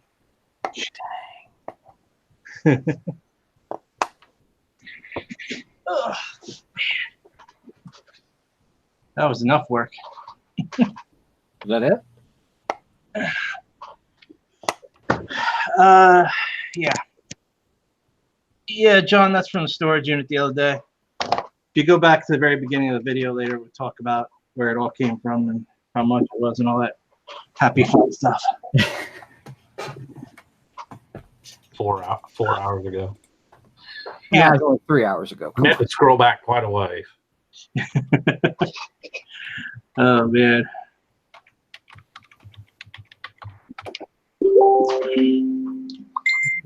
So, Not bad. no, at the end of the day, organize it neatly into the back, pull out the few items that are pricier, and get my money back real quick. Yeah, I think you can get your money back within less than a month. Oh, easily. There's a lot of, between the computer books and the other miscellaneous computer stuff and some other, Yeah, you just got to feed this stuff into your store. I mean, you'll sell it all pretty quickly, I think. Yeah. Just time. Yeah. It's just, it's a lot of work at the end of the day. That's the one thing about storage units. I don't mind hard work, but like later. I don't mind. Yep. That's seriously. All right. Bye. It's not really my business model. I kind of just do these once in a while more for fun, and I make the money and whatever. Though I usually do fairly good with them, but it's just it's a lot of work compared to what I do now. Well, I mean, you didn't spend normally when you go buy tools, you usually spend a lot more money. But you get it back really quick too. This just takes time to get it back, but you got a lot with what you spent too. I mean, oh yeah, and don't forget, on top of all this, Pat D's 72 walked away with a van full of stuff that he could sell too, yep. So he makes some money. So not too bad. Would I buy the unit again? I don't know, Eric. What do you think? Probably. Yeah, even though it was a lot of work, it was a lot of fun hanging out with everyone. Well, I mean, okay, it's a lot of work, but it was done in 2 days. Yeah. Now you got your standard amount of, testing, listing, and shipping, when you sell it type stuff, which is, it's not like you don't have to do that with everyday stuff. So it wasn't, terrible. John, there's like $1,500 total in the unit by the time you figure out cost of unit, truck, trash, everything that was spent for it. So, but yeah, no, I mean, it really, we make it seem like it was a pain, but I mean, it was nice that we had, 3 people one day and 4 people the next. I mean, if it'd been by yourself, no, you wouldn't buy a unit like that. That's too much work for one person. Mm-hmm. But if you have, I mean, even 2 of us would have been tough getting it emptied, and then we probably would have needed another day. Yeah. But we had, because like I said, we use Adam's truck to make the dump run. We could have used the U-Haul truck to make the dump run. So that wasn't a big deal. It's just one of those things where you got to decide, you spend $1,500, but you don't have to go out and buy anything for 3 months. You can look at it that way, because there's probably $5,000-$6,000 worth of stuff here by the time you piece it all out and figure out what you're going to get out of it. Oh yeah, I mean, usually like what I said before, I kind of like take the best stuff, sell that first, get my money back, and then I'll store a lot in the back, and then slowly work on it piece by piece, in between my other sales and stuff. Yeah. It's not like high priority for me. Well, not bad. Oh yeah, a lot of fun, and I like selling electronic stuff, so I mean that's cool. Yeah. And I said, check out my channel. You'll see there's a 7-minute video, kind of where we started, where we ended up, how it all separated out. Check out Pat D72. He's got a little bit more extensive video of the unload process. he wasn't there for the loading, so he did a lot more of the unloading and the trash run and all that type of stuff. So you kind of got to bounce around channels just to see the whole thing. But now you got to see the go through. Like I said, a lot of this stuff, this was the first time we were seeing a lot of this. Because we didn't open up a lot of bags and boxes. A lot of stuff they got put in the totes was just dropped in the tote. It was no really looking at it. We didn't look anything up, except for I think the one computer was the only thing we looked at because we just didn't know. Yeah, the warehouse office is, I don't know, it's maybe 1,400 square feet or so. Well, you've got like what, 5 rooms? Yeah.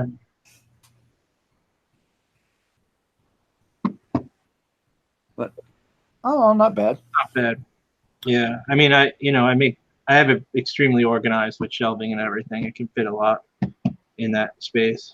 Yeah, those 18 totes of books all went on the shelves. So yeah, those only took up one shelf. Yeah, really, yeah. So it's not bad at all. But and like I said, there's plenty of room in the back room for everything else as well. So yeah, I just cleared out a bunch of space too from Pat coming over and taking some stuff that I didn't deal with.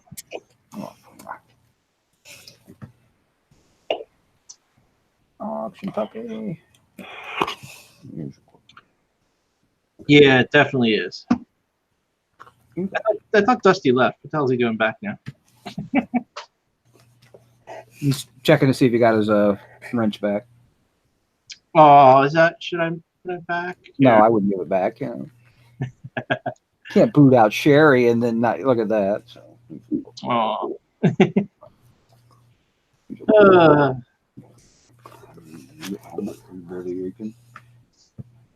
Barely aching. I got a few choice pieces for my collection too, so that's not bad. Yeah, that's always good. I mean, like I said, it was. I think it was more interesting about what we didn't find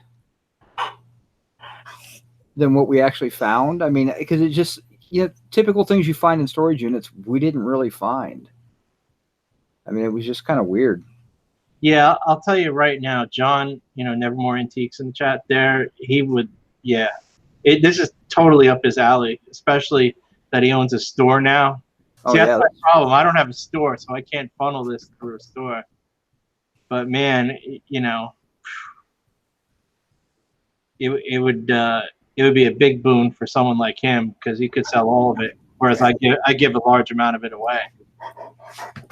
Yeah, that's true. I mean, if you think about it, when you buy storage units, you got to have outlets for everything, and if you do a lot of storage units, you got to have a big outlet. So either you're throwing a lot of it away, or doing flea markets, all that type of stuff. The manifesto is just like a diary, but like the guy wrote it on individual pieces of loose leaf. So like it was a stack like that. It was huge. No, it was ×2 on that. You didn't see all of it. There was. Oh, I did. Yeah, I didn't see a lot of it. You still have probably some of it in your cart. Oh, John, I totally would have had you come over like Pat, and you would have walked away with a truck full, just like you did. Yeah, it's too bad you're so far away, man. Louis the Seller asked me, is the haul the reason why you prefer selling ephemera? Part of it. I don't mind selling big stuff, because there's usually better value in some of the bigger stuff, but I don't have an independent shop. So, I mean, I work out of my house. So, I do, local auctions and things like that. I actually have been running a live auction out of my garage for the last 6 months. So, actually, Sherry, I do have some of it left that fell into the bottom of the dumpster here. The bulk bin I have for moving stuff.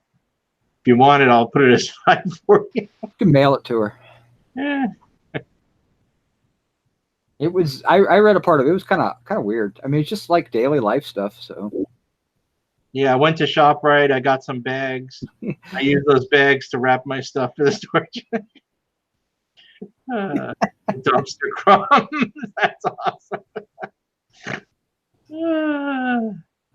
I was going to Bluegrass Thrift. I was going to go to the Nashville meetup, but I cannot because they scheduled that the first week of school. So, I would have loved to go too, but Jessica's having some minor surgery done in New York City, so I won't be able to get down there at that time. It's too bad. If it was like 2 weeks earlier, I would have been Good. 2 weeks earlier, I'd have been there. I mean, even a week earlier, I would have been, would have been a lot better. But, that's, it just kind of is what it is. Tara, send me a PM like tomorrow when I'm here, or actually, I might take tomorrow off. I don't know. This video is taxing. It's not that. Oh, you got a dentist appointment tomorrow anyway. You're not. Oh, yeah, that's right. So make it the following day. Yeah. Now, unless he's changed the date on the thing. I mean, I know Scott was supposed to talk to him about changing the date and moving it back a week. So I had no idea. So. Louis, that is so funny because you have no idea about the cardio. From this storage unit was an inside unit that we had to haul to the truck, and it was it was a lot. I was still more tired after the video game auction than this one.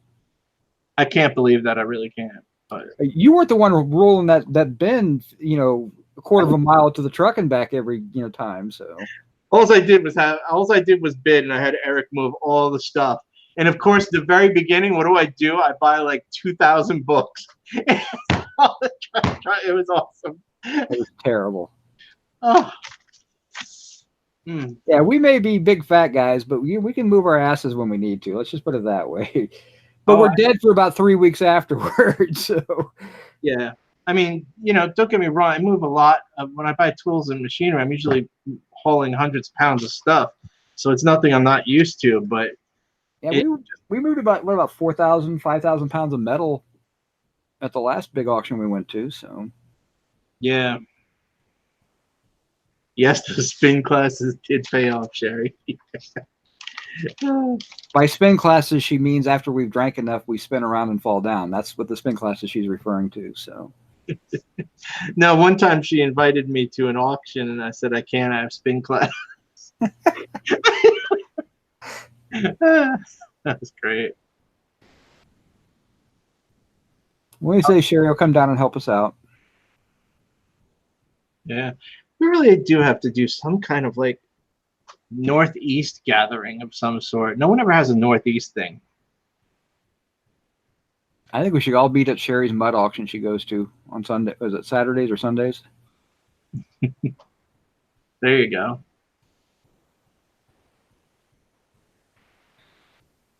Yep. There you go. Exactly. Look, big brother.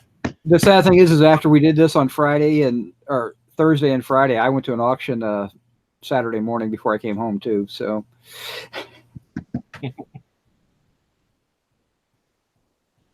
yeah, now there's some local meetup groups here in Ohio. I mean, there's Jason T. Smith's mom is in one. She runs a group and they meet up in Ohio every now and then.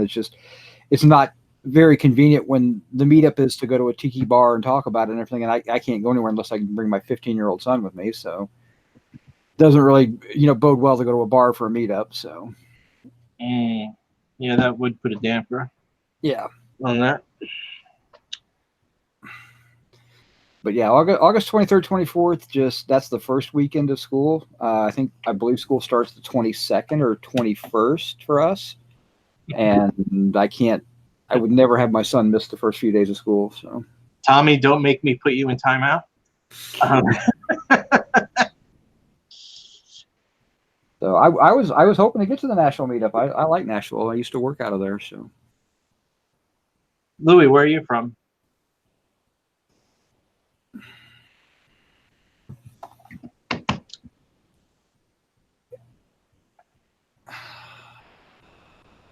I can't find that Metro car phone anywhere. Really? Which is odd. Ah, cool. Yeah, You're not that far away. Yeah, I used to live in Jersey for a while. All right, get Louis the seller's phone number so the next time we buy a storage unit, he can come and help too. Yeah. No, we'll have the meetup right at Louis' house. Yeah. When we got that unit, I called up every reseller in the area. I was like, come down. Well, I think we all agree that the key is to have a 28-year-old young kid that wants to come and just loves just digging and throwing stuff like Adam did for us. Adam was the best, man. Talk about the Energizer Bunny. Let me tell you, after that full day, too, he picks me up at my house on the second day. And I'm in the van there with him. and he's talking a mile a minute. I was like, stop. Me, I can like barely see out of one of my eyes. You know, I have such little sleep. And I'm like, stop. I'm like, would you drink a case of Red Bull or something? It was crazy. What was crazy was he brought his van the second day.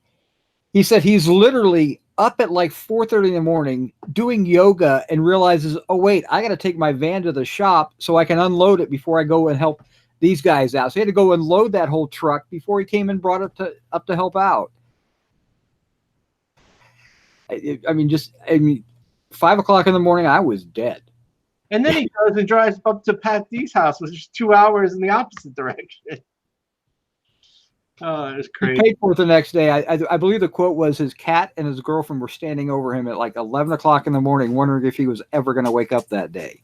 And Adam's the guy that's up at like 5 a.m. every morning. Yeah. So we actually wore him out. Yeah, serious. I mean, Adam was nonstop, man. Me and Eric, even for a while, we had to take like little breaks once in a while. And Adam's like, I'll just keep working. Remember? Yeah. Yeah, we're done. All right. Well, I think we've been on almost 3.5 hours. So yeah, I guess we got to get going. I got a dog that's trying to convince me he needs to be fed. So. All right. Yeah. And I obviously I have some work I have to do. So everybody have an awesome day, night, whatever. If you see anything you want to buy, contact Jason. You never know. All right, cool. All right. Thanks for stopping in, everyone. Thank you. Check out our channels. All right. Peace. Peace.